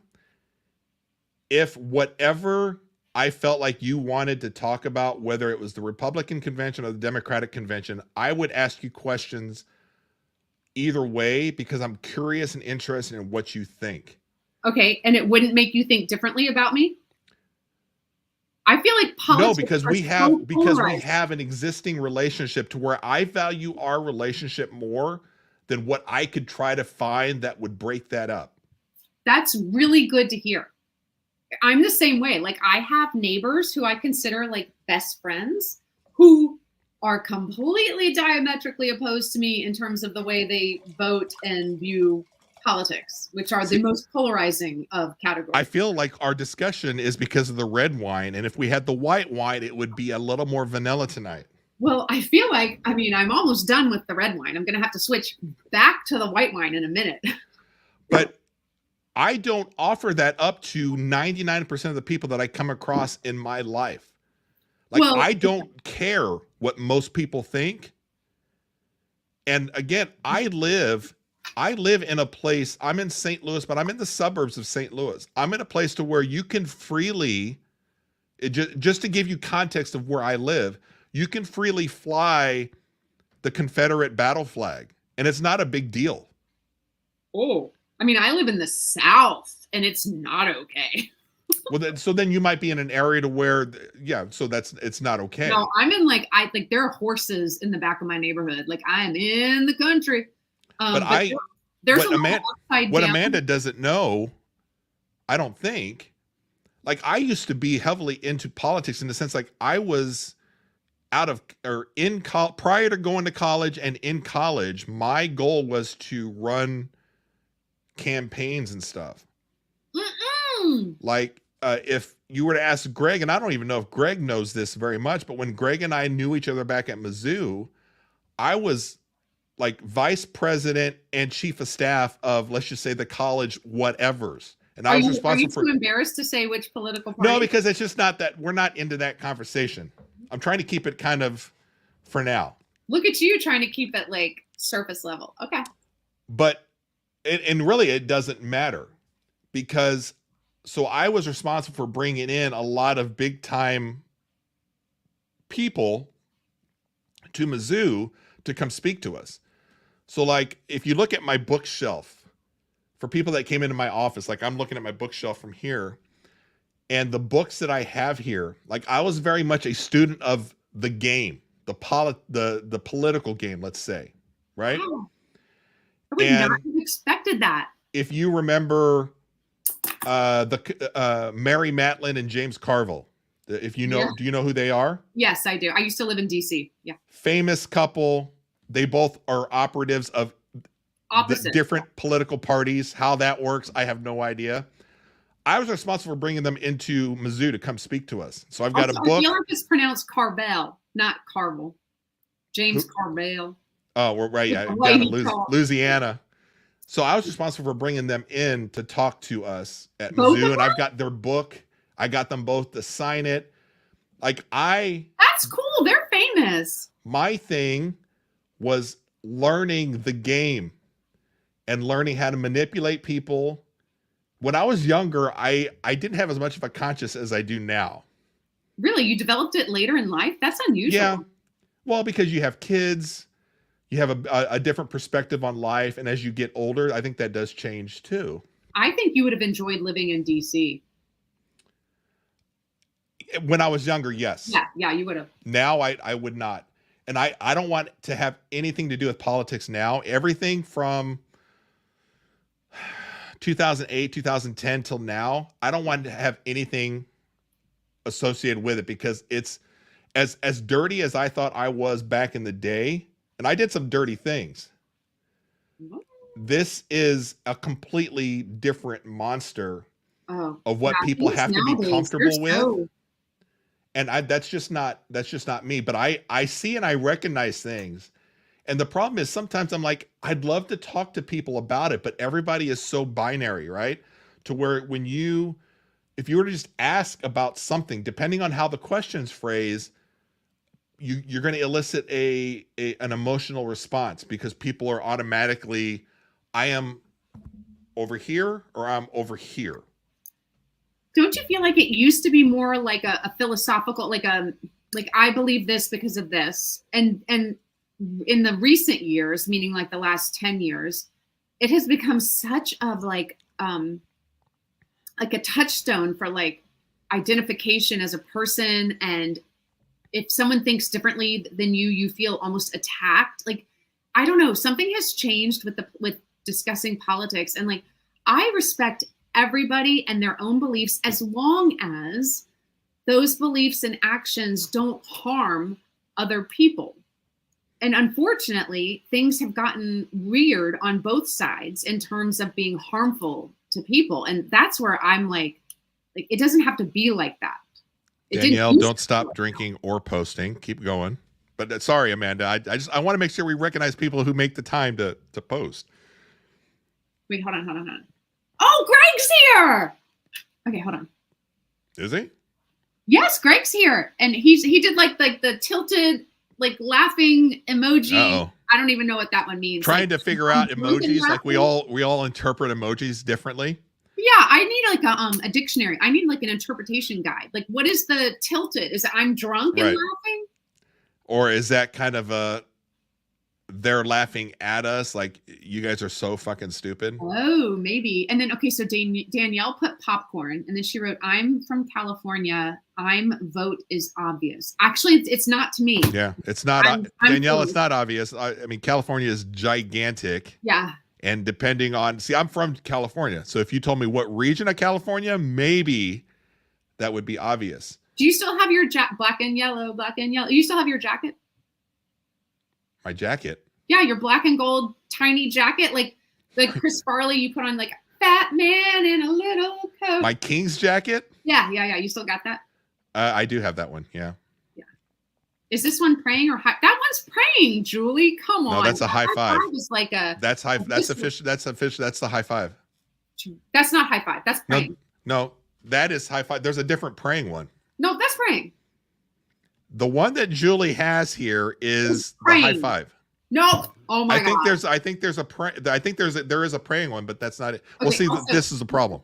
Can I put emojis in the comments? Because I did not know that like watering your garden emoji is actually more of a sexual emoji. Which one are you using? No, I'm talking about the three water spritz thing is a sexual emoji. Yeah, I did not know that. I feel like so the gardening, yeah. So I know this firsthand, like you do. The gardeners within the garden community, we have an issue with our emojis that we can't use because they're blacklisted. Okay, what is the one Julie just put? Oh shit! Sorry. Begging. What are the hands doing? They're doing this. But that's also a sexual one too, and I think Julie knows that. That's why she put it up there. See, I'm telling you, Julie is one within our gardening community, and Julie, I hope you don't mind I'm saying this, but you can blame Amanda for having us switch to the red wine. Like Julie's kind of a freak, I think, on the side, and that in a good sense. Brian, you throw around the term freak and freaky too casually. Like, I don't though. It's actually quite like aggressive. I don't though. Who have I called freaky other than Julie? See, like I think Julie is kind of freaky, but in a good sense. Like I'm freaky, I think. Like freaky people recognize other freaky people, and we just kind of wink at each other. Like that's what I have this relationship with Julie. I think. Maybe she's not. Maybe she's super straight laced and she doesn't know it. I don't know. Freaky as sexually deviant. Really? As a bad thing? I mean, I feel like I need to look it up now, but like also I can't seem to put emojis in the chat and it's quite limiting. I don't enjoy this. See, like Julie enjoys. Julie knows what I'm talking about. See, so the winky emojis right there. Julie's acknowledging what I'm saying, but I think Julie's like, I want to keep it like my garden people. I'm very, I button everything up to the top. Is what she's does saying. Freaky mean? It means someone or something that is freaky. Great. Unusual in some way. I think when you're a freaky person and you respond to other freaky people, that's a good thing. And then when you're outside of that freak community, then it takes on a different meaning. Oh, but freaky people don't care. We don't care what you think. A freak is a sexual deviant or a person who uses illicit drugs. Okay, yeah. I mean, what's a sexually deviant person? Anything outside of missionary? I don't know, but who's Greg speaking to with his last comment? You? I think he's trying to channel a little of the R&B stuff that he knows that I'm into. Oh, is this like Boys to Men? I see it. Color Me Bad? The freaky, us freaky people, although you would think outside that the Boys to Men group is within that, they're not. They Boys to Men is a little. I feel like they have an underground album that's never been released. No, not the Boys. Boys to Men is like the group that was there that your parents are like, okay, that's okay. I don't mind my kid listening to. Okay, well, what were the R&B ones that were like edgy? Oh, really? Yeah, I don't know.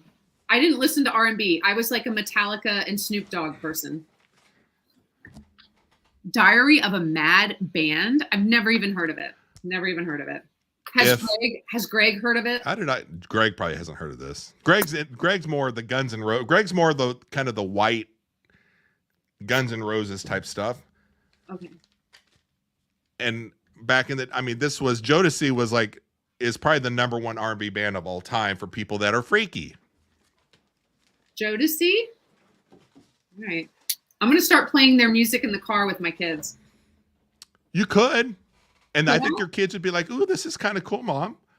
Well, and then they're going to be like, oh my God, what are you guys doing? They wouldn't be able to hear it because they both have their headphones on in the back of the car and they can't hear me at all. And it's like, I'm in a car by myself. It's amazing. Right. But okay, so let me route us back to what I was saying with Amanda. Which is what? What were we even talking about? Like, I feel like I could have whatever, like we could ask people, what do you want to listen? What do you want to know about us or listen to us talk about? Ooh, yeah. And I feel Amanda and I could have a discussion on here. Yeah. Whether it's in front of people or not, I think it'd be the same.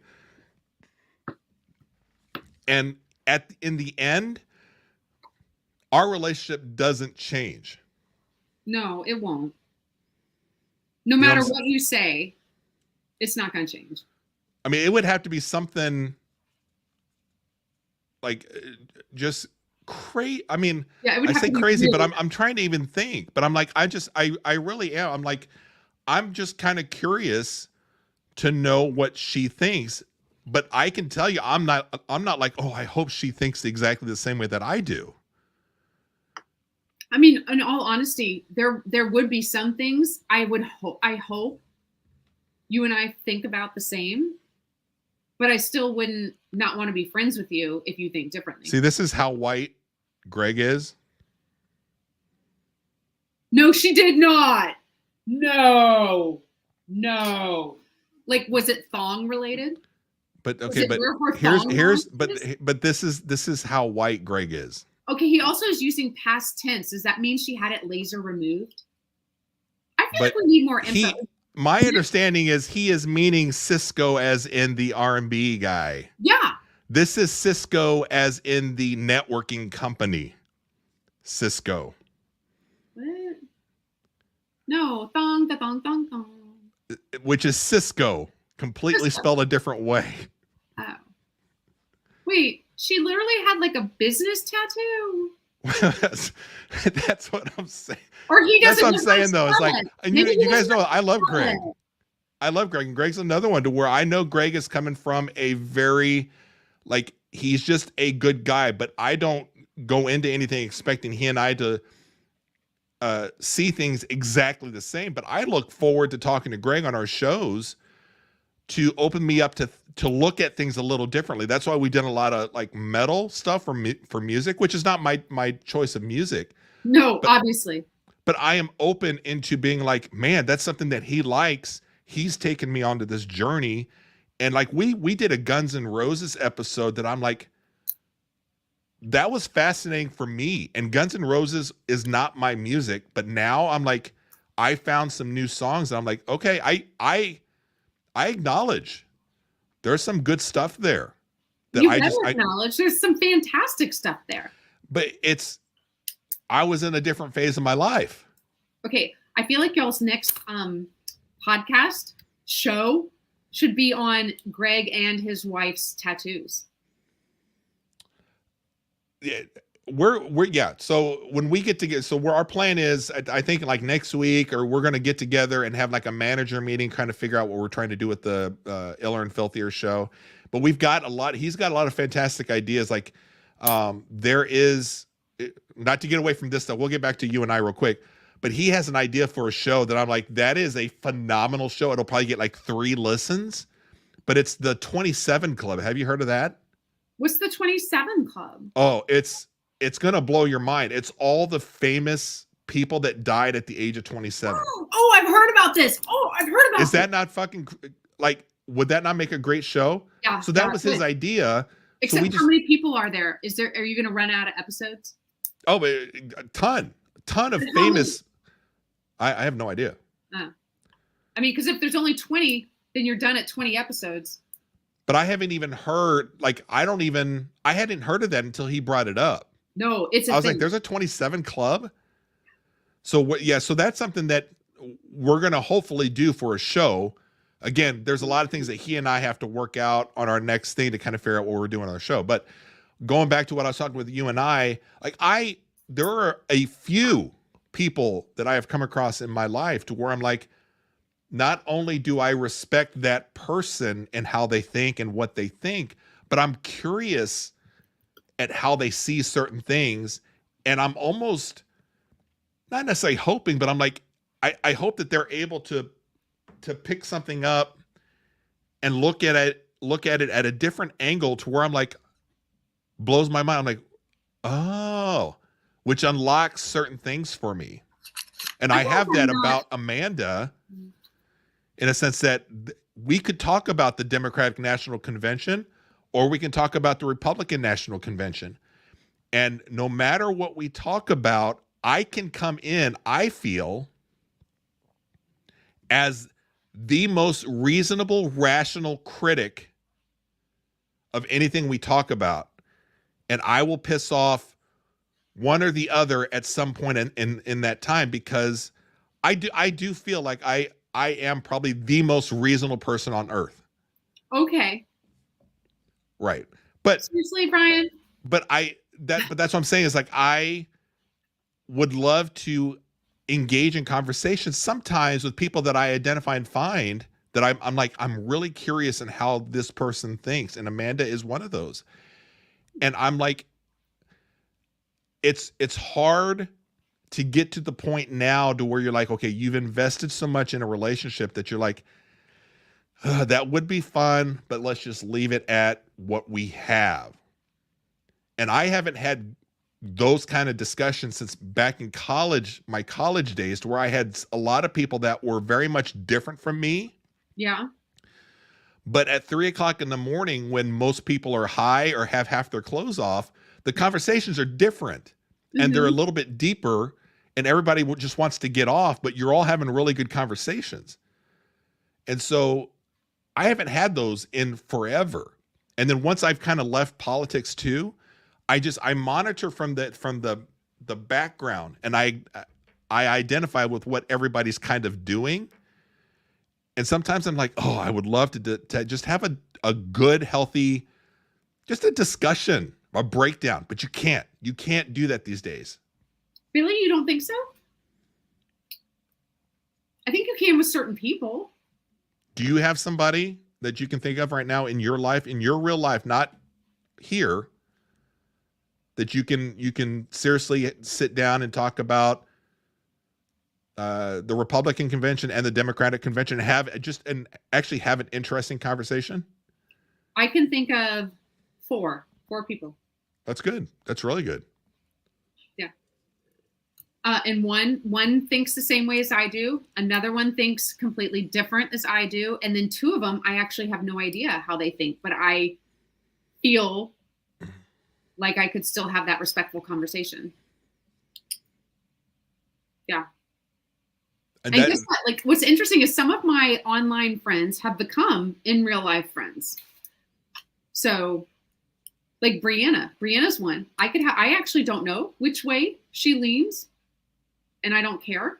And I feel like I could have a very respectful conversation with her. Same with Chelsea. I've met Chelsea in real life. Yeah. Chelsea is one to where,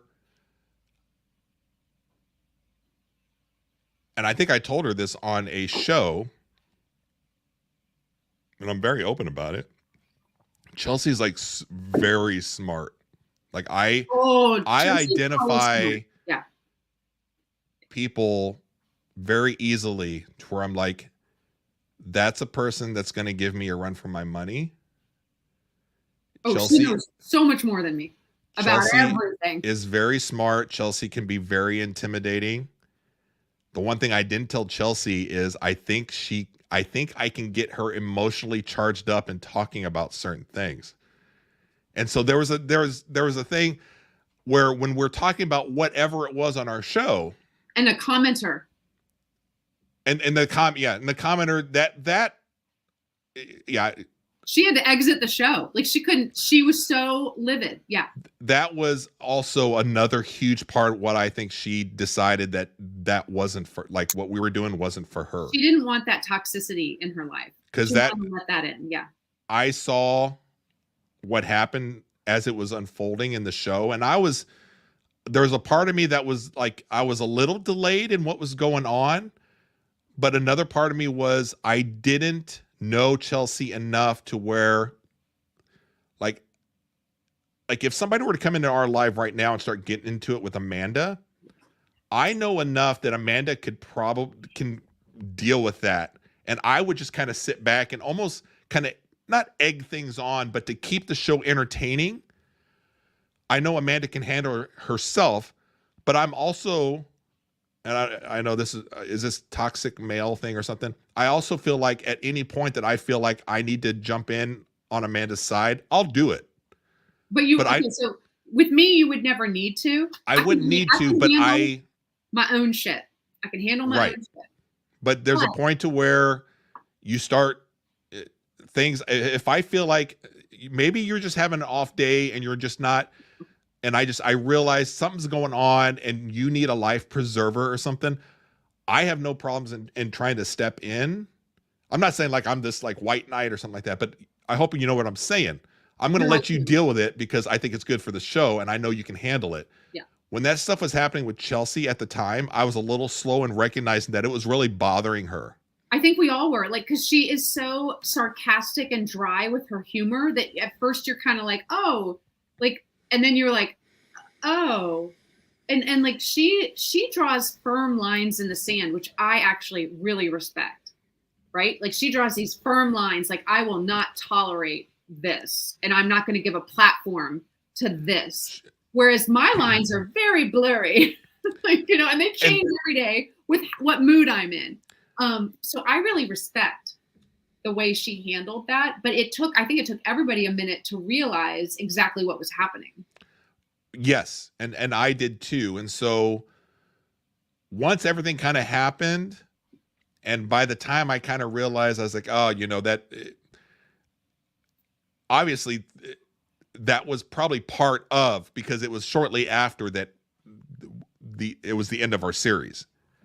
So I think that had a little bit to do with us not continuing. I would love to have almost a follow-up with Chelsea.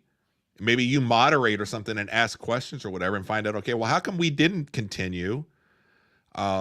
Because there was a little bit of showmanship between the two of us that we knew what we were doing going into that final show a little bit as far as what we were going to do. But the weird part for a lot of people, and the reason why it was weird and awkward for people, is because what you saw towards the end was actually real stuff. Yeah. With the idea that I hope Chelsea knows that I don't have anything, like, I'm not upset or mad or anything. And I mean, I hope that it goes the same way. There was a little bit of realness behind the, not acting, but the putting on the show. Yeah. But the reason why people, yeah. a little showmanship, but the reason why so many people reached out to her after our show was because she and I are not professional actors. So what people saw and felt was actually somewhat real. And when they followed up with her after the show, that was all real. I followed up with her. Honest to God, Brian, I was kind of thrown, and I needed her to like confirm for me, like, everything's okay. Everything's okay. Yeah. And she and I talked after. And I mean, I took it like she was fine, but there was a little bit of, when you fight with your spouse or your husband too, there's certain things that you get in because it'll register. And there was a little bit of that, I think, from both of us. We were kind of going at it to determine if we were going to continue with the show. But it would be fun to have like a reunion show or something with her. I almost feel like you need Castle to do the interview, because she was involved during the whole podcast, and like, yeah, she could do it too. But the relationship with Castle, with us, I think you're better suited for conducting this kind of interview. I'm like impartial. I was never involved in it. No, but I think that because her and Castle were very close too. Yeah, they are. Friend-wise. Castle likes her more than she likes you. Yeah. But to my knowledge, Castle doesn't have anything against me. I'm just saying they had an existing relationship and they talk daily all the time. I think you would conduct the interview as an actual like 2020 investigation and what's really going on or something. Oh yeah, we would uncover hidden truths for sure. And so that's mostly on Chelsea to let me know. Let's just say that there's been times where I've just kind of reached out a little bit, and it's been, it's one of those things where it's like, if everything kind of lines up, that might be a good idea. So I feel like this is my last chance, considering it's almost 11 o'clock my time and my bedtime's 9 p.m. To get a couple questions in. Do you mind? Yeah. Okay.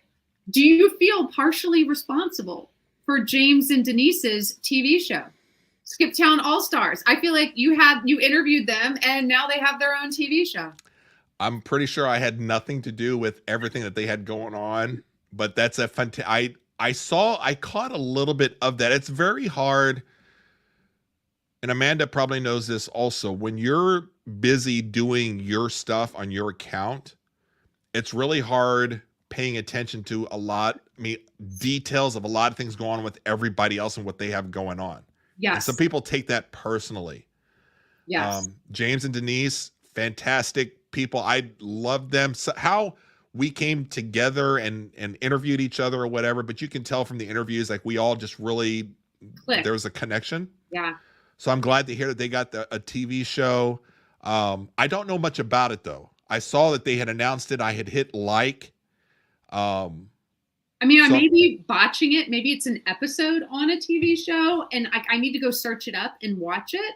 But I got so excited for them. They're just the nicest people. I would never have been introduced to them had you not had them on your Tossing Salad show. And so like, I really hope you continue to do just a variety of things, because I really enjoy learning, except for the sports stuff. Right. I really enjoy learning about lots of different things. Yeah. And they're so interesting to me. I follow them, and like Denise and James both DM me. We DM each other. They're funny. Their sense of humor is online with us. We've had the conversation. I know with them, I'm like, we talked about you, and I was like, Amanda is going to love you guys. You're going to love Amanda because the sense of humor is there. That's it. You just hit the nail on the head. That is the ultimate connector. Yeah. Sense of humor. You have to share a sense of humor to really connect with someone. And it doesn't surprise me at all because of the chemistry and the show that they have and what they talk about. They make it fun. But James has produced shows before. Like he is involved like in legit Hollywood producer. He's like, I forget the shows that he's been on, but it's like big shows that he's been he has produced or helped produce and create and stuff. Yeah. So I only learned about a lot of that after the fact. Right. And so I start looking back and I'm like, oh my God, here I am, some nobody out of St. Louis talking to these two that are, you know, and I'm sure they're going to shy away from me saying they were big time or whatever, but they have some connections and people. They're big time. But they're just down to earth, genuine people, very likable. And so yeah, I was glad and happy to see that. Okay, me too. I love them. Also, when I'm looking at my list of questions. Oh, you know what I wanted to bring up? That you were the first one that like started talking about this, that made me start thinking about it, about like when you bring up a new endeavor, an idea to your friends and family, they are the first to poo-poo on it. Yeah. I had a good friend, an Instagram good friend, you know this person also, a fantastic sense of humor, reach out to me and say, like, I'm trying to do XYZ. And none of my friends are supporting me or attending these events or like in any way supporting me. And I'm like, I wrote back, like, I'm laughing, but I'm not laughing. I'm laughing because it's funny, because it's ridiculous, but also because it's like, it just is true. Like in my life also, like my best friends do not support me in my Instagram gardening endeavors. They don't sign up for my workshops. They don't buy my frass. Like they don't ask me what's new, like what's going on. Like, and this person was so surprised. And I'm like, you are not alone. And like another one of our good friends who makes sweet spreadables was on the chat also. And she was like, not our only friend, but our other friend that makes sweet spreadables. Yes. She was on the chat also, and she's like, yeah, sorry to say, like your friends, don't count on your friends and family being your supporters. And it made me realize, like, when I see the memes or the videos on social media that talk about how like I'm only supported by strangers on the internet and not my friends. Obviously I'm doing that in injustice. It's true. And you were like the first person to bring this into my consciousness. And now other people are bringing it up to me. And I'm like, oh yeah, no. Yeah, it's not surprising. When I came up with that, probably I was in a little more negative. I said it in a little negative way. I've come around on the thinking of that because you're asking a lot of your family and friends to have to handhold with you through these endeavors that you're doing. It's easy to say, I mean, if you're close friends and family, you should be supporting them. Which I've always said, for the most part, most of these families and friends are the biggest wet blankets to anything creative that you do. So don't even involve them or tell them anything. Yeah. And you've changed. You're changing. I've only come around to where I don't hold it against anybody. Now, why I say that is I've had to deal with that also in a different aspect. Like, let's say, the interviews that I do, a lot of the interviews that I have done, and I started with people that I know, that I'm friends with, and I knew I could get on the show, which makes it easy to interview, and you already have a rapport with people, and you just have to find people that are interesting to have conversations with. I just had this conversation with somebody.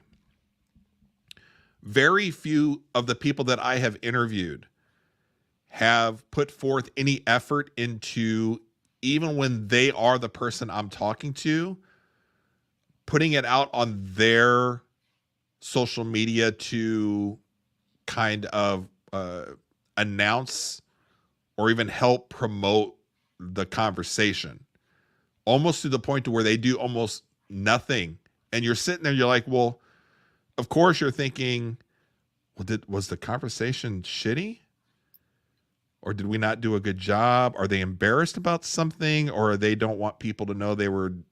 Everything will go through your head. I'm saying, like, for me, everything has gone through my head. Why, of the 30, 35 people that I've talked to, and I've used you as an example, in a sense that Amanda has done more marketing for me on other people's interviews that I've done on the podcast than I'm probably going to say of any of them on their own.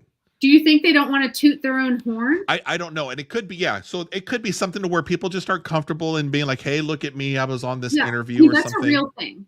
And that's a real thing. And that's something that I have to take into account. It bothered me for the longest time because I'm like, oh my God. I mean, because every interview that I do with people, I usually cut up and make 10 to 15 clips and talk about them and try to help promote their account or do whatever I can. Because I think it's a good thing for both of us, right? You've always been a champion. And I'm always like, man, do I need to specifically say, hey, can you just make a couple posts? It's so awkward, but yeah, it's like, come on, man. Like, and that's what people that are the show gurus and people that know it all. They're like, well, you have to lay out for the interviews. Hey, after we're done, I'm going to make X amount of things. I would need you to, post them on your stories or do something with it. And I'm just like, oh, I don't want to do that. My thing is, hey, if you're happy about being interviewed and you had fun or something, you're going to do it naturally or something. And that's just not the case. I mean, and most of the people that I've interviewed, that we have really good relationships with them. Yeah. And I sit there and I'm like, I went through periods of, were they upset about something or embarrassed about something? Well, I feel like are you talking about me? You might be talking about me. No, but I said you have been the only one as the exception that outside of even your stuff, you have promoted other people that I have done that you have nothing to do with. Because they're good. But I feel like the majority of my stuff is embarrassing. So I'm saying less likely to promote my stuff because I look like an idiot. But I'm saying you are the lone person, and you have more than supported this friendship of ours to where you have thrown on more than just one occasion bones of things that I have done that are completely outside of anything that is in your realm, that have nothing to do with you, that have been with other people I can't think of one person that has promoted their own thing more than what you have done with some other people that I've had on the show. And I don't ask people to promote it. I just figured that if you had fun, I just assumed that you're going to do it. Well, I guess you've learned your lesson to not assume. And maybe you send people clips and you're like, hey, I'm going to post this in my stories if you want to post it in yours too. You don't ask them to, you don't tell them to, but you offer it up on a platter of hey, I really enjoyed talking to you. So I'm going to post this on my stories in case other people want to listen. And here's it in case you want to post it also. I don't know. Yeah, and the business people, the business gurus, they all say that. You have to, don't be afraid of just asking people to do that. I don't like asking people to do it. I like offering it up as a choice. I hate asking people. I know, but they all say quit being shy about it. Just tell them what they need to do. Some people just need to be told. They just don't know. I You don't need want to to. tell I them. don't know. I don't want to do that. I don't want to be that And I don't person. want to do it either. I'm not So gonna do with the interviews, which I look back, I've had a fantastic time with just about everybody that I've had conversations with on the interviews. I thought that I mean, it may not be the best interview of all time, but we've come up with some great topics of conversations. But it's always my least, it's always the content that kind of flounders the most. And I don't know what to do. Like I've tried different things. I've tried different editing things. I've tried to go back and re-edit things to, get suckered into, well, you got to come up with that first 3-second hook. So I'm like, okay, where do I find a 3-second hook for maybe I needed that to get more people to notice it. But it's always it's always my least interactable content that I do. So I'm putting that on hold. Like with the everything up every day I'm hustling. I was supposed to interview 4 different people. I ended up interviewing 3, which I thought were all 3 fantastic. You were one of them. So good. And I thought it was interesting hearing, especially like hearing from other very strong women that are doing some badass things and doing their own thing and taking a chance on themselves. And I was like, I canceled the 4th one. Like I didn't even pursue the 4th one because I'm like, I don't know how I've got to do something better to get those out there. Like there was way too much effort on that stuff to what I was getting kind of back. I know that sounds weird, but like I put in a ton of like editing effort on the back end of those. And so I'm like, maybe the interview stuff isn't where I'm at right now. So maybe I'll put that on the back burner and then focus on some other things. But yeah, what would you do besides interviews? I would have to kind of change it up. And so instead of like traditional interviews, maybe they're just more fun stuff like this that I don't know.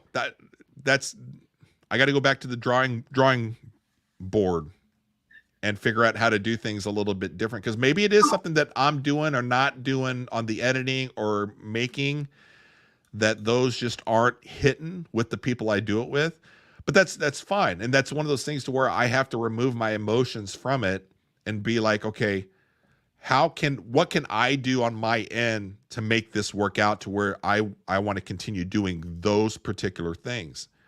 But as far as like friends and family, absolutely the worst thing is to try to get their opinion or the expectation that they're going to help and support you at the beginning. Not to say it doesn't happen. Some people, they're going to get their friends and families to support and do all that stuff. That it happens, but for the rest of us regular people, 99% of the time, they're not going to do it, and I don't hold it against them. I mean, I hold it against them a little. I did it first, but I don't now. I mean, okay, I guess because if my friend has decided to become a yoga teacher and she's teaching a yoga class at some place and she's nervous, I'm going to go and be in that yoga class and be like a friendly face that's smiling back at her to help her through that first class. And none of my friends came to the first workshop I ever did where I was super nervous. It would have been really nice to have a friendly face at the workshop. No one bothered to come to that. And I'm like, okay, so I'm bothering to do things for my friends, but they're not bothering to do for me, which makes me realize either I give too much or I have shitty friends. I think it's more of you give too much, probably, and you are expecting too much from your friends. This is why. So when Amanda and I get together doing these lives or these talks or whatever, and this is why I like getting it over here as opposed to these being like things that she's hosting on her channel. Because I do feel like this is really good, like very transparent conversations that we have on here. I know what you're talking about.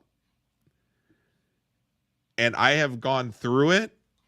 And a little bit has to do with me too, because I'm not the most supportive friend on things have to go both ways on a friendship, on a relationship. And I understand that. But I no longer hold friends or family accountable at a certain level of expectation, and I just look at it as I've got to figure out a way to make it work without them. Yeah. And I mean, to be fair, if you're the type of person that's like entrepreneur ingenue, that's like literally trying something new every 2 weeks, and you expect your family and friends to jump on the bandwagon of whatever's new every 2 Yeah. weeks, you can't expect that. Right. But if you're doing one thing and you're working really hard and it's important to you, I do feel like you should be able to count on 10% of your family and friends to show up for you. And if they don't, it's like, wow. I hear you. I understand what you're saying. We also have to acknowledge there's a little bit, whatever percentage this is, of not necessarily jealousy, but people want to see you as they know you. And sometimes when you make it out of the neighborhood, or you're doing things that are going well for you, or you're taking a chance and doing things that they necessarily aren't able to do or don't have the courage to do. Yeah. Yeah. There's a little bit of jealousy built into that. And again, I can't hold that against them. Oh, can't you? You can, but it's only affecting you when you do that. Ooh, interesting. Brian, have you been taking like psychology courses? I feel like you're very like therapist right now. I'm just saying from my personal experience, because I can get OCD about certain things, and I can definitely, if we were to talk specifically about the interviews and people not promoting it, I can completely focus in on that and go through every reason why they don't want to promote it or do whatever. But that doesn't do me any good, and then I don't push myself to get better or to change things or to look at things a little bit different. So I tried to get out of it what I can for myself in those situations. And once I changed the rules a little bit to where I no longer expect my friends and families to do that, things open up a little bit more for me to where I can think in a bigger picture. And then I can maybe make some improvements that maybe it doesn't change how they react to my stuff or how they do stuff for me, but I'm making my product better. And then all of a sudden, if I'm not worried about their stuff, I've attained a little higher level, is what I'm saying. I'm still selfish about this, right? Mm-hmm. So I've gone an extra level higher to where that what they're not giving me doesn't affect me. I'm trying. I'm not perfect about it. Tomorrow I may be like, oh. But for the most part, it's something I acknowledge, I recognize. I know that they don't promote it. And I'm using that as okay, well, what can I do to change it to where that doesn't even matter? Even if they don't promote it, how can I make this better to where I'm getting what I need out of it by doing something a little different? So that's the part I'm in now with just those interviews. I'm trying to figure out, okay, that is a very healthy mindset. I need to get more zen like that. And I'm not a healthy person. And I'm a very bitter person. Like you're evolving and you're becoming quite the mindful, healthy person. And I'm a little bit jealous because I'm still kind of like down here being petty bullshit. Yeah, but this is going to make you feel better. I'm coming at it from a selfish perspective because I don't want to rely on other people in how I feel. You're being protected. I wouldn't call it selfish. I would call it being protective and realizing this is how I protect myself from feeling bad. It could be. It could be a part of it too. Yeah. Okay. It's so late. Can we spill the tea for just a second before we have to go? Yeah. We've. Okay. Let me ask you this. I know you've deleted your Garden Voyeur account. Do you still consume any gardening content? No, I have not consumed garden account content in 2 or 3 years. When I say that, have I come across something that's within gardening? Yeah. Just because I'm still friends and I follow people. So, okay, well, that's my question. Like, do you still follow a lot of the same people that were in gardening? I still follow, yeah. So do you see their stuff? No. Well, then this isn't going to be fun at all. Unless it comes up right towards the beginning or somebody specifically tells me, did you see something? And I have to go search it out. Did you see how a bunch of content creators got invited to go to Bailey's nursery? That I have no idea. I don't even know who Bailey's nursery is. I didn't either until everybody and their dog mama was posting about being invited. Like, they got flown out. They got their hotels paid for. They got to do all these events and dinners and fun things. And they were all posting the exact same content about going to Bailey's nurseries with first edition something and ever something. I don't know. I can't remember the two plant things. And I'm sitting here like, how do you get invited to this? Who gets chosen for this? And so I start messaging people to find out like people that I thought would have been invited and maybe just couldn't go. And I'm like, Did you get invited to this? And they're like, no. And I'm like, how does someone get invited to this? I want to go somewhere where they pay for my hotel and my plane ticket and they feed me and they give them free plants. I'm like, I want to go. And no one really understood how it worked. And or they wouldn't say. But guess what? What? Everybody got COVID. Everybody on the trip got COVID. So you know something like that though, Amanda? What? How I would look at something like that is that 99.9% of the people, including all those whatever specific incident you're talking about, would absolutely trade places with you and your account and your relationships that you have. I know that you're going to say that, but most people have sub 1,000 accounts that they feel like nobody listens to them, nobody sees them. It's statistically, there's just more people that aren't where you're at. Ooh, I don't know. I think the most. And they would be like, I would heartbeat. I want to be where Amanda's at. And little do they know all the nonsense that you have to put up with. I started thinking, okay, maybe most of these people are big on YouTube, but I don't know. I can't figure out how the selection criteria happened. And so I think a majority of the way I'm feeling is out of jealousy, right? So like, I would have loved to have met 85% of the people that got invited. And like a couple of them I have met, and like they live in the Charlotte area, and I've met them and been to events with them before. Right. And I'm like, how'd you get picked? Who picks these people? I want to go hang out with you and drink in the hotel bar. So a lot of this is stemming from like jealousy, obviously. Like, I wish I could have gone. It looked amazing.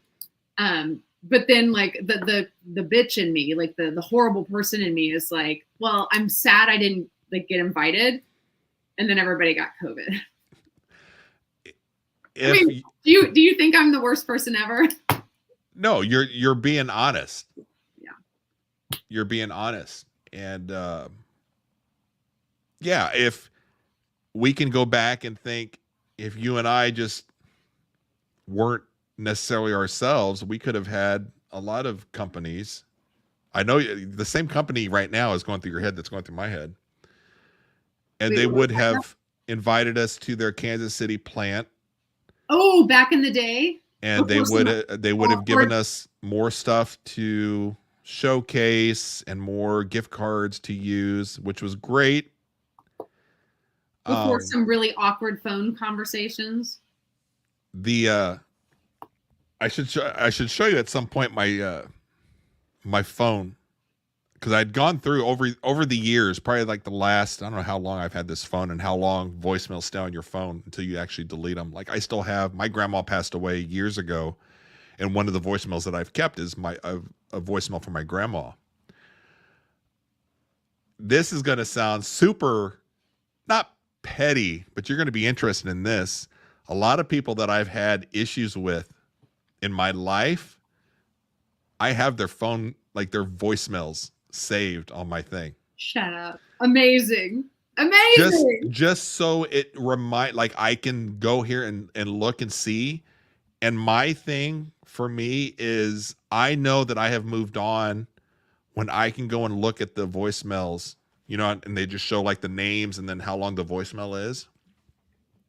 And when it doesn't even register with me, I'll delete it. This particular company, he is on there. Get out. He's on there on the front page of it because he was one of the last ones that I had an interaction with. And a lot of it, like half of it, was my own personal issues that I had with them. And then the other half of my issue is knowing what you had gone through and how they treated you. So I'm just... I know you're not consuming a lot of gardening content right now, but I've been starting seeds for my fall winter garden. And I've been doing everything I can to start them in recycled food containers so I don't have to use any of my equipment. Right. I threw away probably a quarter of that stuff. Perfectly good. Like, look. It is good stuff. It's good stuff. You and I have talked about trying to reuse as much as we can. We're both kind of into it as far as, you know, the plastic situation that we have across the globe. We don't want to contribute to that. Yeah. But in these 3 weeks, you would be like, I specifically thought of Amanda as I was throwing this stuff out, because I'm like, Amanda would be so upset with me right now that I should at least just give a lot of this stuff away for somebody else to do it. But I'm like, I just don't want to fuck with it. I mean, I get that. I get it, Brian. I'm not judging you, but you probably could have given them to the Master Gardener program. Yeah, I could have given it to like the Boys and Girls Club that our local Master Gardeners work with. Yeah, I could have. But there's a lot of things I could have done in my life. Extremely like therapeutic to purge it and actually see it in the trash. There's something we're all like warriors of something. Yep. And we're slaves to it. And sometimes it's a good thing that you're a warrior for it. And then sometimes you're just like, you know what? The shit's just got to go in the trash because I've got to turn the page. Yeah. Or things are getting, and then of course that opens you up to other people to be like, oh, well, there you go. Well, speaking of that company, I think I've actually told you this before. My initial conversation after, I think it was actually a podcast you and I did, or no, it was a live you and I did. The phone call I got was so adversarial and like uncomfortable for me that I blocked that phone number. And then that person changed their phone number and then called me again like 3 months later about another issue. And I didn't, it was obviously it came through. I answered it because it was a different You phone. got your pen there, right? What? You have your pen? Yes. I hear you clicking it. Sorry. Is it 4939? I don't even know because I probably blocked the second one again because I'm like, these conversations are not okay. Like you're not speaking to me in a way that is okay for you to speak to me. Yeah. Yeah. He's that person I believe you're talking about is number 7 from the top of my thing. Wait, what do you mean number 7? Number 7 on like the front page of the voicemails that I've kept. This is March 3rd of 2021. Holy crap. He's only down number 7. Who's number 1? That I can't say. But there's also some to where I might understand. They're just voicemails that I just haven't deleted. But the further down you go on this list, and I'm looking at my phone because I have it up here on the side here next to my screen. The further down you go are all people that I'm keeping for a specific reason. Some good, like I can't get rid of my grandma's voicemail because I want to remember her voice. And others are just to remind me. Wait, did you say the last four were 4939? I did. Yes. Yep. Yep. I got that. I have it saved in my phone. So if it comes up, I don't answer it. Right. So that person needs like a class in, I don't know, human interaction. And look, at the time, back in the day, it was a good relationship for me. For us, I would imagine, but for me as well.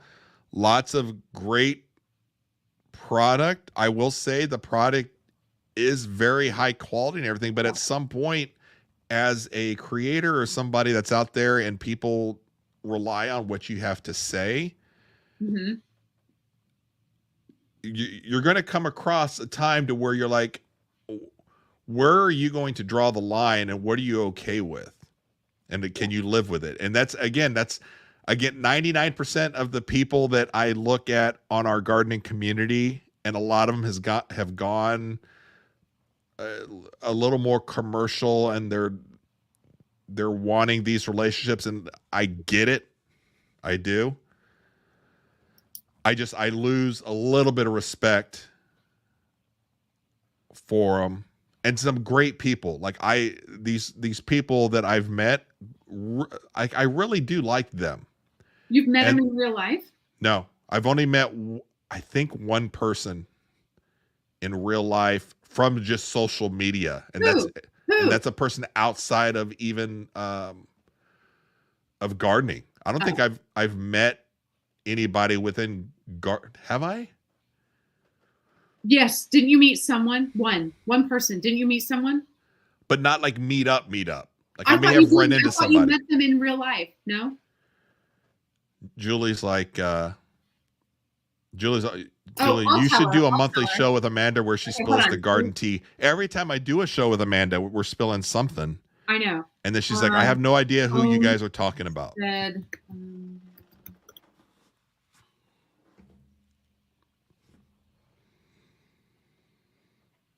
I will DM you if you still don't know. But there's people that I really like. I've had great relationships with, and they have relationships with people that I don't like or companies that I don't like. And so unfortunately my weakness is I then shut it off or shut it down with you. And it's unfortunate. I do really wish you and Andre had a chance to meet up when you were in New York. Like you and Andre would have been really cool. That would have been an awesome meetup.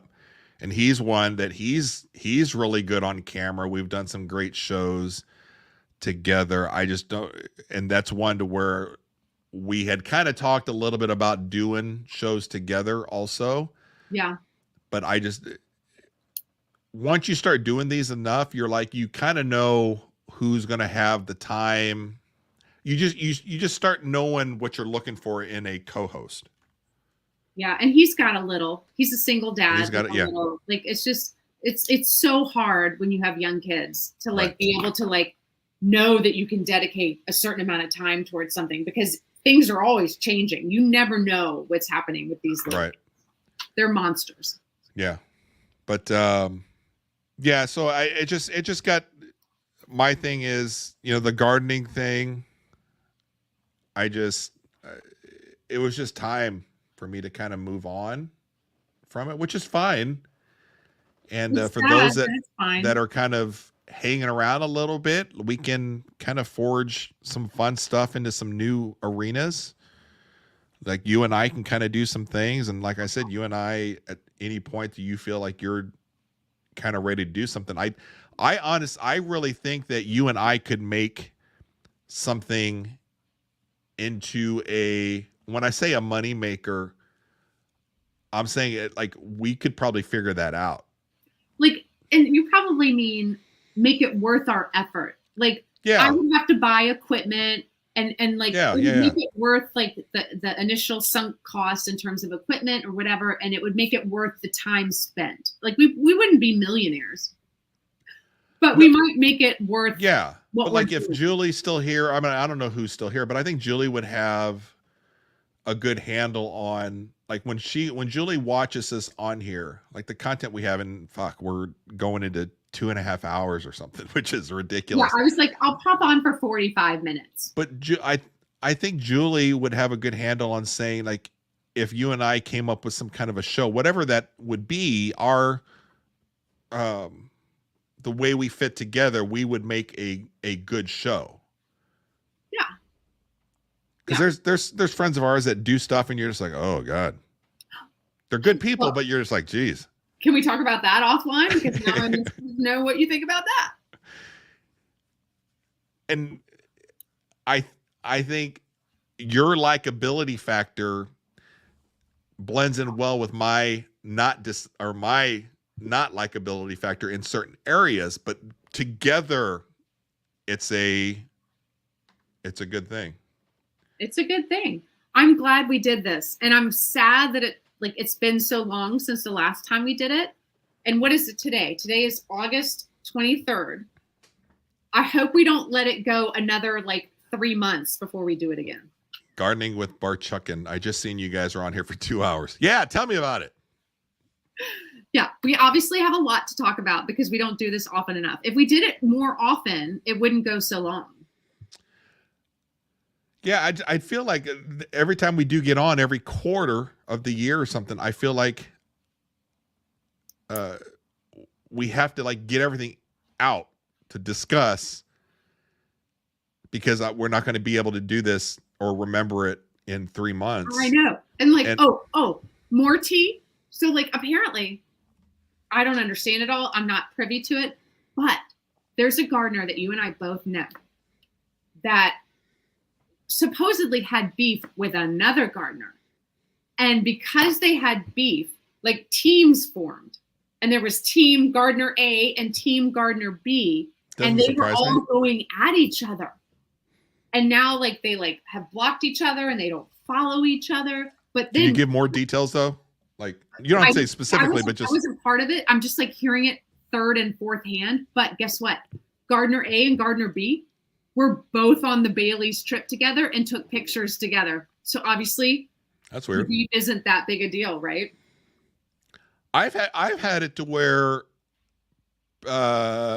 people you and I are friends with do stuff with other people that I don't care for, and that's been an issue. Oh. I can't think of an example of that.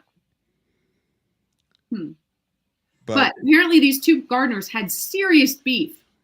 And I know them or no? We're taking pictures together. Do I know them? You know one for sure.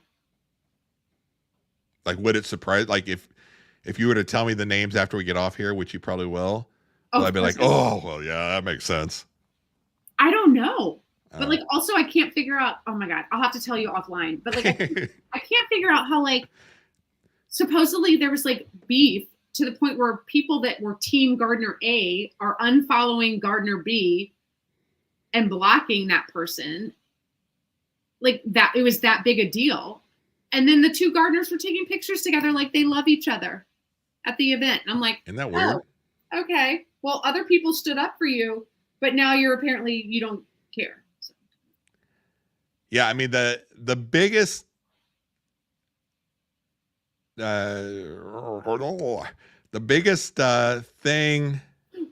Where are you in your bottle? I know. The last time we had talked about somebody really big in gardening in the social media sphere who leverages their account as being big time gardening persona. Yeah. That goes around with BDE. They the one that definitely has a type. Yeah. That I'm friends with, a lot of these ladies. And again, the weirdest thing in all of that is the fact that over the years, over the course of however long I've been on social media, but from 2017 to 2023, something like that, that these women have at some point come to me in just normal conversations. How it started, I have no idea. And they start describing what is done, what is sent to them. And four of the four, three of them, I'm like, wait, I know who you're talking about. Is it this person? And they're like, oh my God. Okay. So of those four, have any of them started working with that person? Of the four, no. One of the four is kind of a smaller account, sub 400 followers. The other three are fairly big accounts. Not your size, but good size accounts. And of the four, three, they all look, they fit a description. One is not. So one, I'm like, what's interesting is, I know of someone, more followers than me, so more than 130,000, with blonde hair, started working with said gardener, and then stopped working with said gardener so there was a big announcement about working with that gardener, and then there was no announcement about the dissolution of the work with that gardener. Then there's another gardener that looks totally different, with a different ethnicity and a different hair color, working with that gardener for a long time, and then all of a sudden no longer working with that gardener without any explanation. So, both of them are female. Yeah, and the gardener is a male. Right. Yeah. I just know that the story that is given to me over once this big gardening account identifies who he's going to go after, and at some point they all receive a video clip of sorts. Well, I just don't know of many male gardeners that have any type of working relationship with this gardening account. That's a good point. I don't know either. I think within gardening, it's female dominated. It is, but there are males there are some big male accounts, and I don't see them affiliated with this gardening account at all. So I'm telling you, like, Julie is like, I need a glossary with all these code names. I know, and I'm trying to think of synonyms. Like, let me look up a synonym for the word I'm trying to find. Hold on, Julie, were you able to understand my BSF with my code words? Also, I don't know how to spell synonym.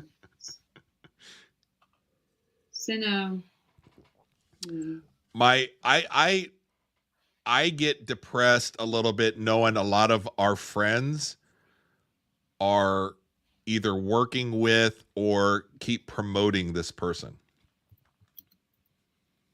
Yeah, I know. What can you do?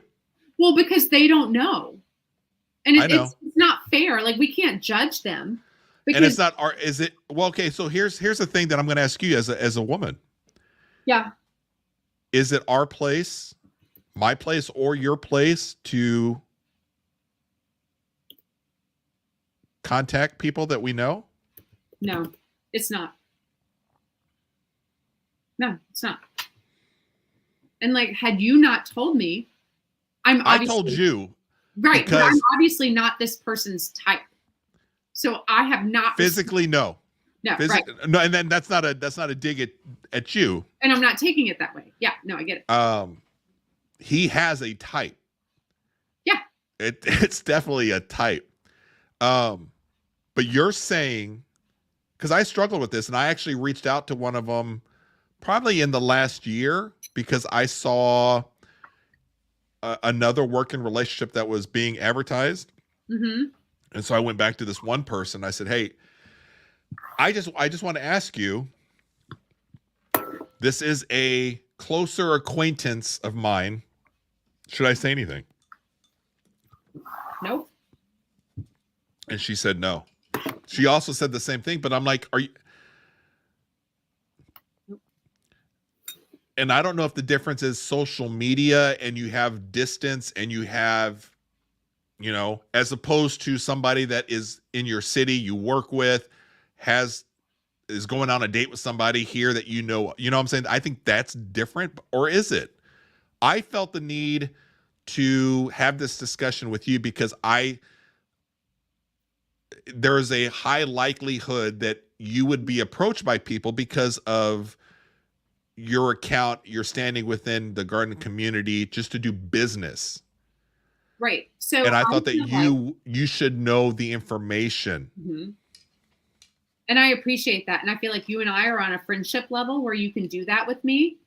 However, if I was in your shoes, I would not be sharing it with the majority of other people because it had not happened to me firsthand. So if it had happened to me, I would feel 100% comfortable if I see anyone start working with that person to reach out and go, let me just tell you what happened to me. Mm-hmm. But if it's secondhand, then I don't feel comfortable because it didn't happen to me and I'm just hearing it from someone else. Right? So then you're like, it's tricky that way. I've asked all of them at some point. I know.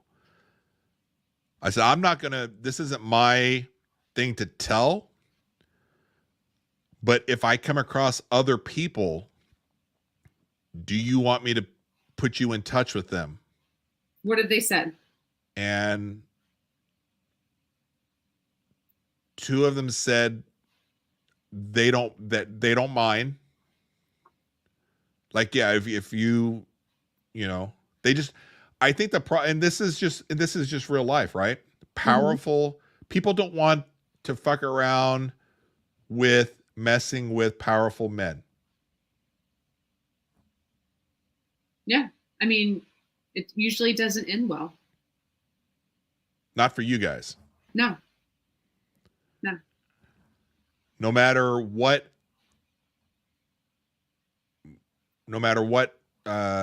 could be in your favor or whatever. Right. And so like, here I am taking part in this discussion, having no firsthand knowledge of it. Right. Right. So like, I'm kind of jumping on the bandwagon of sullying someone's name and I have no firsthand knowledge of any wrongdoing. Yeah, you have third-hand knowledge. Which is kind of irresponsible on my part. Like, but we're also not really, I mean, if we were being irresponsible, we'd be talking about it right here. Of course. But I have to say, I'm almost like, is this weird? I'm almost jealous that it hasn't happened to me because I am so not afraid and I would blast it out. I mean, I would blast it out everywhere. Are you kidding? I'd be talking about it on stories. I'd be posting reels about it. I would be contacting the Better Business Bureau. Like, I would be doing all the things. And I'm just really sad. You're risking a lot. Am I though? What am I risking? Well, you're risking a lot because this other person is, what are they going to do? Very high profile, probably a multi-millionaire within gardening. Okay. But what are they going to do? That I don't know, but I would imagine that somebody with, and I have no idea how much money you have, but I think somebody like this could make your life miserable. They could try, but like, okay, shut down my Instagram account. Okay. Oh, well. Like, okay, take me to court. Well, I have the proof, so I'm going to win. So you're going to pay my attorney's fees and I'm going to get a settlement. Like, go ahead.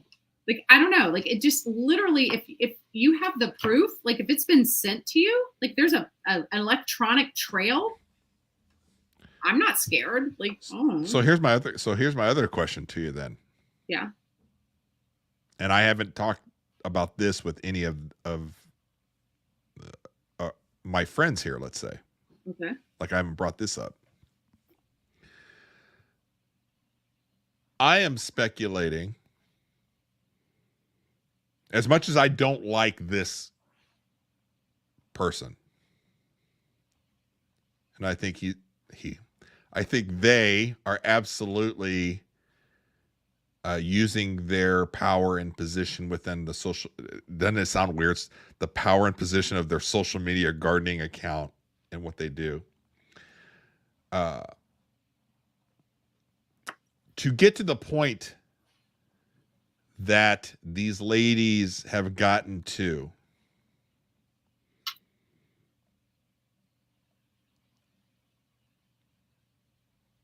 how much red wine have I had?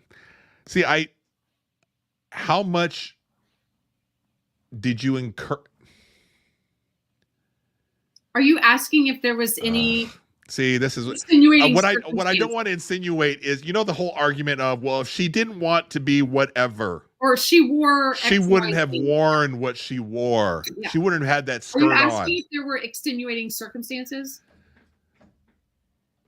Was there flirting behind, you know, at the very beginning, where things just kind of whatever at the beginning, to where things just took that next step to where he got to that, to where they got to that step? Because well, I just don't think that if you were in that person's position, that you're sending things right off the bat or anything like that.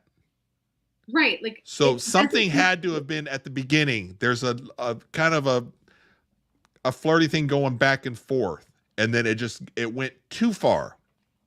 Right. So you have to wonder what kind of idiot has a gardening empire and makes such poor choices, if this is in fact true, which I don't know it to be. But at the same time, in history, men have made very poor choices in lots of things. So women and sex for men are kryptonite. Kryptonite, yeah. See, this Amanda and I are on the same page. When you own such a conglomerate, are you doing the emailing? No, you have people doing that for you. Like, why would that head person be corresponding with these little super tiny gardening accounts about being affiliates or whatever? Like, it makes no sense, Brian. I'm sorry. Like, I don't know. I have a hard time. It's weird. I believe you, but I have a hard time believing. No, I get it. I get it. And I get the question you're asking from a female perspective and from your perspective or whatever. For guys,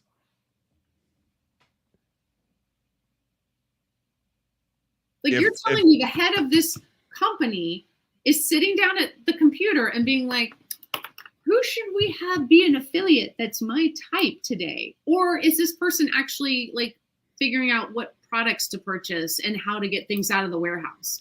But you're thinking way too rational with the head that you have. And you have to think in terms of the male species and the head that they speak with. I don't have one of those heads, so it's very hard. And if you're their type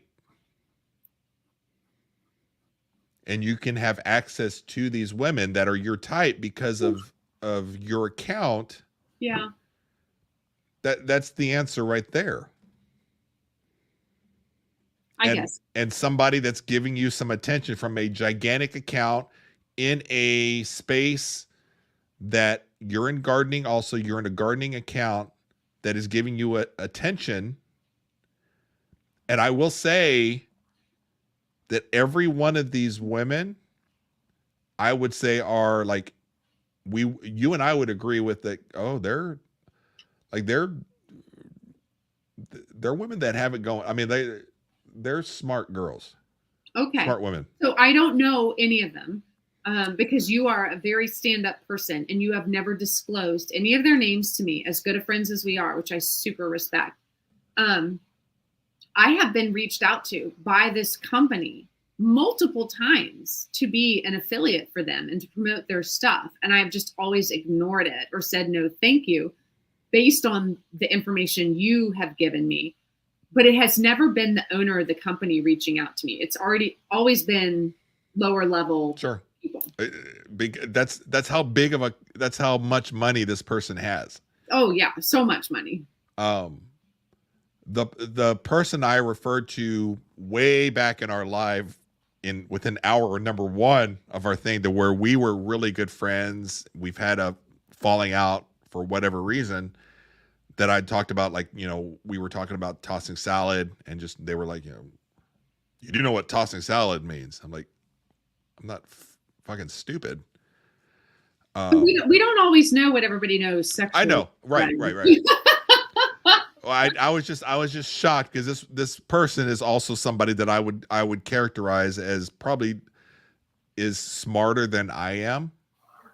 Like, I respect in a way to where you're like, they know what they're doing or whatever. Okay. They did business with them. Really? Marketing wise, yeah. Okay. I was even with all the information at the time they knew about, because they came back and said everything was fine with the business stuff, but they like what you just said, were dealing with a lot of people outside of this one person. So they said it was fine. And when you're a small business and you've got to pay some bills or something, you're gonna have a risk assessment as to what you are comfortable in doing or whatever. So they were appreciative in knowing going into certain things for the deal, but they went ahead and did it. I was a little surprised, but then I honestly really don't hold that against them, because, like, you got to pay bills. You got kids, you got to pay bills. And this is what you do for a living. So they actually had a business relationship with this conglomerate. And it turned out fine from the last time that we had a conversation. I'm making a note to ask you who this person is after the live. I'm dying to know. What's that? I want to know who the person is that you used to talk to, but then the name of your podcast turned them off, and now you don't talk to them. I think I don't see any reason why not to tell you afterwards. Yeah, I'm expecting you to tell me afterwards. Other than text you. My thing is, like, if something were to happen with you and I, no matter whatever it could happen, let's just say something, whatever. Like, I still have a lot of respect for you that I would not put you, like, I wouldn't specifically name you. Other people I don't really give a shit about or whatever. This is a person I held in very high regard, which is, it's very odd that we had a falling out. Yeah. And, like, I super appreciate what you just said. And I feel the same way about you, but I feel like we can talk about this in DMs. I'm just making a note of it. Yeah. I don't think you guys know each other. Oh, really? Yeah, I don't think you guys know each other. Mm-mm. Oh, well, then I don't care. I'm fairly certain you guys don't know each other. Well, then that's very less interesting to me. But what is interesting to me is going to bed. Because guess what, Brian? It's almost midnight here, and I go to bed at 9 p.m. The big selling point of our live What? was, and I did the whole promotional video on this. The word out? Hold on, I just want to show you. Hold on. We didn't talk about Brittany and Patrick. We didn't talk about anything that I thought would be fun, but hold on, I'm just going to show you. Hold on. Why didn't you bring it up? It's your fault. Because we had so many fun things. So on Reddit, there's a thing called "Am I the Asshole?" Oh, it's a subreddit. I don't know if you do Reddit or not. I love it because I find it interesting. Reddit. Well, what is a subreddit? Just subcategories of hyper fixated topics, let's just say. So if you're into Milwaukee tools like I am, there's a subreddit on Reddit about Milwaukee tools, or there's a subreddit on just gardening, or there's probably a subreddit on composting. And this one is called Am I the So Asshole? this one is called AITAH. If Julie is even on here, I'm like, I almost think that Julie is probably familiar with this, but I don't know.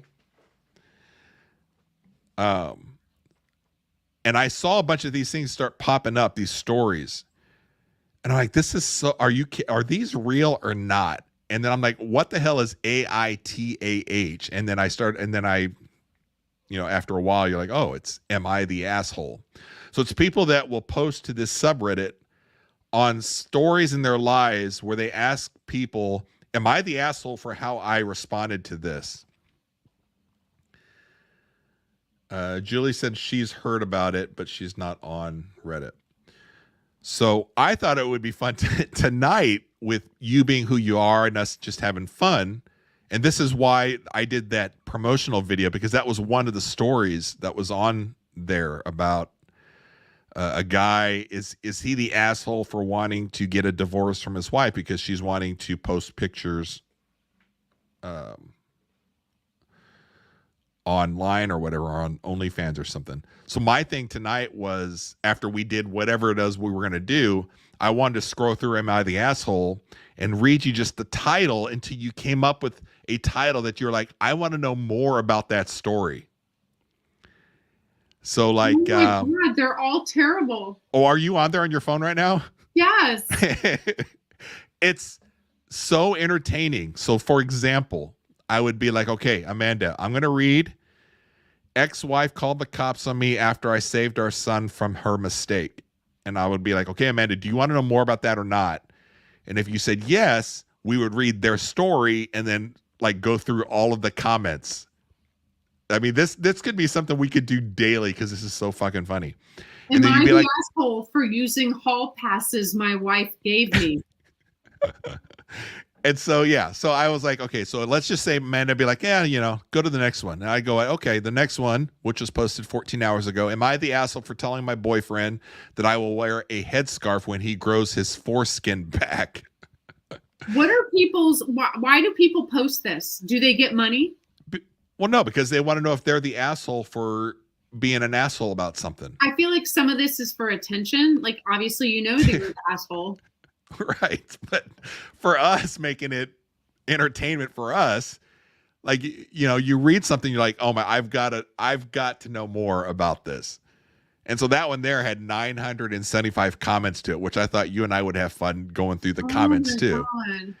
God. Am I the asshole for stopping after she said the safe word? Am I the asshole for asking my cousin to leave my baby shower because she wouldn't stop talking about her fertility struggles? I mean, but you start scrolling through this and there's dozens of these posted a day.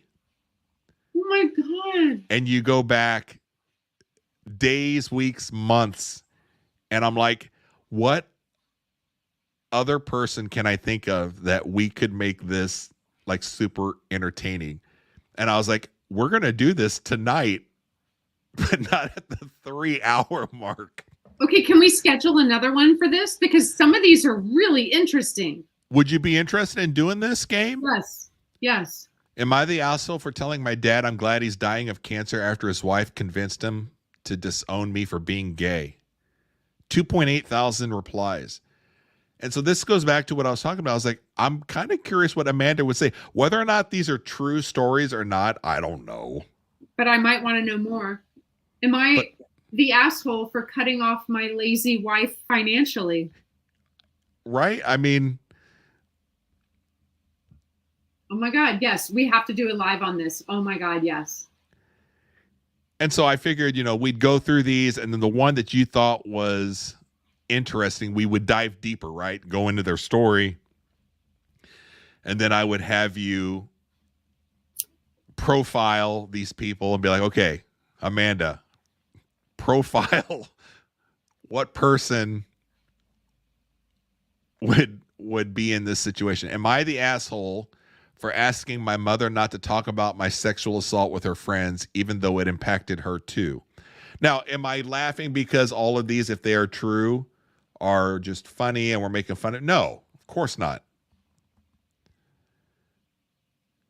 Sorry. So I'm on my phone and now I'm looking at my text messages that I've ignored while I've been on here with you. And I Right. have one from a child that says, "My door is stuck. I can't get out of my room." When was that? And then it says, "I had a pretty bad nosebleed." I'm a great parent. You should post on Reddit, am I the asshole for doing a 3-hour live with a friend I've never met in real life when my kids were stuck in their room and the other one had a bloody nose that won't stop? Yeah. I think we all know the answer is yes. I am the asshole.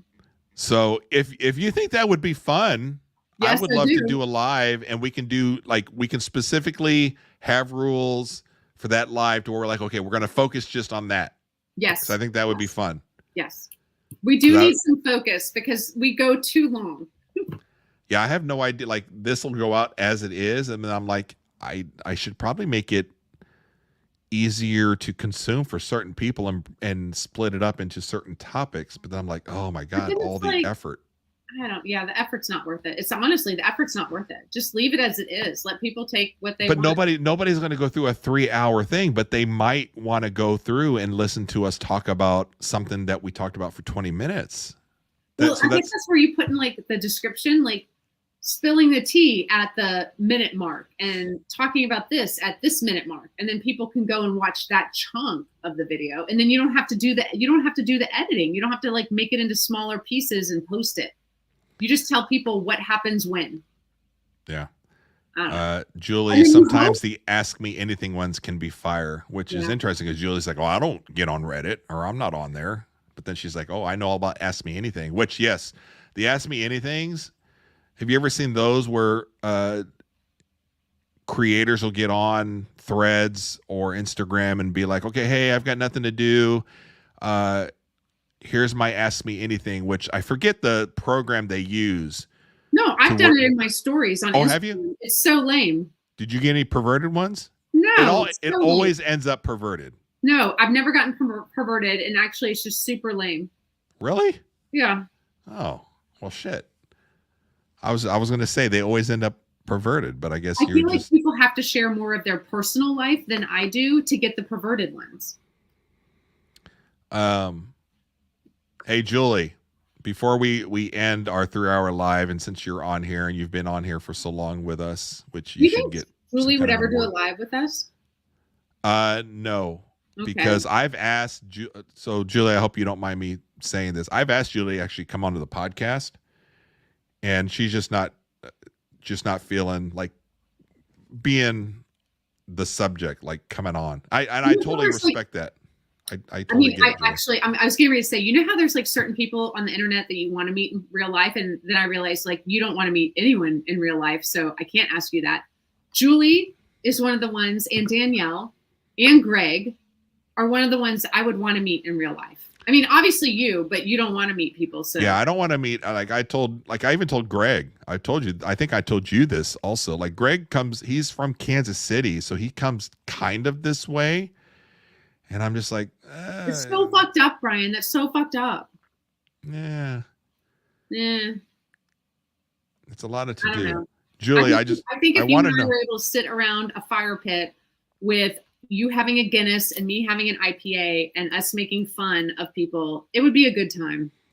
It wouldn't, because we would stress on who each one of us would want to hang out and not. And then I'm like, I don't want this person. You're like, oh my God, but she's like one of my good friends. Well, why? And I'm like, I don't want to tell you. And you're like, that's how it would go. No, it's not. You're wrong. It is. That's absolutely how it would go. Hey, Julie, before we get off. Oh, yeah. That's not a good way to say it. That's the way Amanda says things. If on the freak scale, just for Amanda, so she understands, because I am for sure, like I'm a freak, but I feel like I also can present myself like I can go through life without it. I'm not affecting other people with my freakiness. Like, with the right people, they know I'm a freak. You come across other freaks and you kind of wink. You're like, oh, I know you're kind of a freak. You're into some freaky stuff or whatever. Oh my God. I think Julie is kind of my people. And Julie, don't worry, nobody's watching this live or nobody's going to tune into it later. But I'm Yeah, on the scale of 1 to 10. 5 being just you're an average person that is just not necessarily freaky, but you know what I'm saying. 5 is kind of, I would put myself at like an 8, 8.5. Where would you put yourself, Julie? Just so that Amanda kind of understands. And then that'll be the end. I just 3. put my vote. I just put my vote in the comments. Oh, Amanda put Julie's 3. freak meter. You're a 3, or you're thinking Julie's a 3? I think Julie's a 3. Oh, Julie's saying a 5. I feel like I'm closer than you are. What do you mean? Well, what did you think Julie was? To be honest, I mean, from just her sense of humor and stuff, I would say Julie would be just under me at like a 7. You're just saying that so you and I each have a 2-point differential, so no one wins. No, because I know she's not a freak like I know what I'm talking about. Apparently. But I think she presents online with her persona as being kind of just, I'm just very demure, and I'm only saying that word because that's like trending right now. But oh my god, like, I'm so sick of the stupid demure. She's very not proper, but she's reserved a little bit. I honestly feel like some of the sense of humor that I get from Julie, I'm like, I think she's kind of a freak. No, she's not. She just has a good sense of humor. You're the only freak here. So I would say I'm at least an 8. I would put Amanda at like a 6. 2. And then Julie, I would say, is between me and Amanda. So I would put Julie about a 7. But I'm at like a 2. Well, now she's saying she's an old soul, which I'm like, you can be an old soul. I mean, I'm an old soul, but I mean, there's a lot of people at the retirement homes getting down and getting herpes. So, yeah, the STDs at retirement centers are like out of control. Out of control. So we should do a whole podcast on that. Our list is too long. Let's stick with the next one. If you really want to do the Am I the Asshole? Yes, I do. And also, I want to know if there are other really cool Reddit threads, because I'm not on there. Anything you can think of, like any topic, anything freaky or anything like, I'm sure there's a composting one. I think my old Garden Warrior one was subscribed to that, but there's a gardening one. Ooh. There's probably a composting one. I subscribe to one that is specifically sandwiches people make in their homes. Okay, what the? And I'm like, that may be the greatest accumulation of content that I've ever seen. It's just people making sandwiches at home. And I'm like, oh my God. Okay, I have to end this now because the child whose door was stuck had a nosebleed, now needs me to fix their bed covers. Okay. All right, Julie, thank you. Amanda, thank you for hanging out for 3 hours today. If we can do another live sooner than later, I would love to do that. We'll do it on Am I the Asshole and just stick to that. So thanks everybody for hanging out. Amanda, hold on just a second. I won't keep you too long. Julie, we'll see you. Everybody else that hung out with us tonight. Thank you. Just wait. Just a bad mom. Just an absolute bad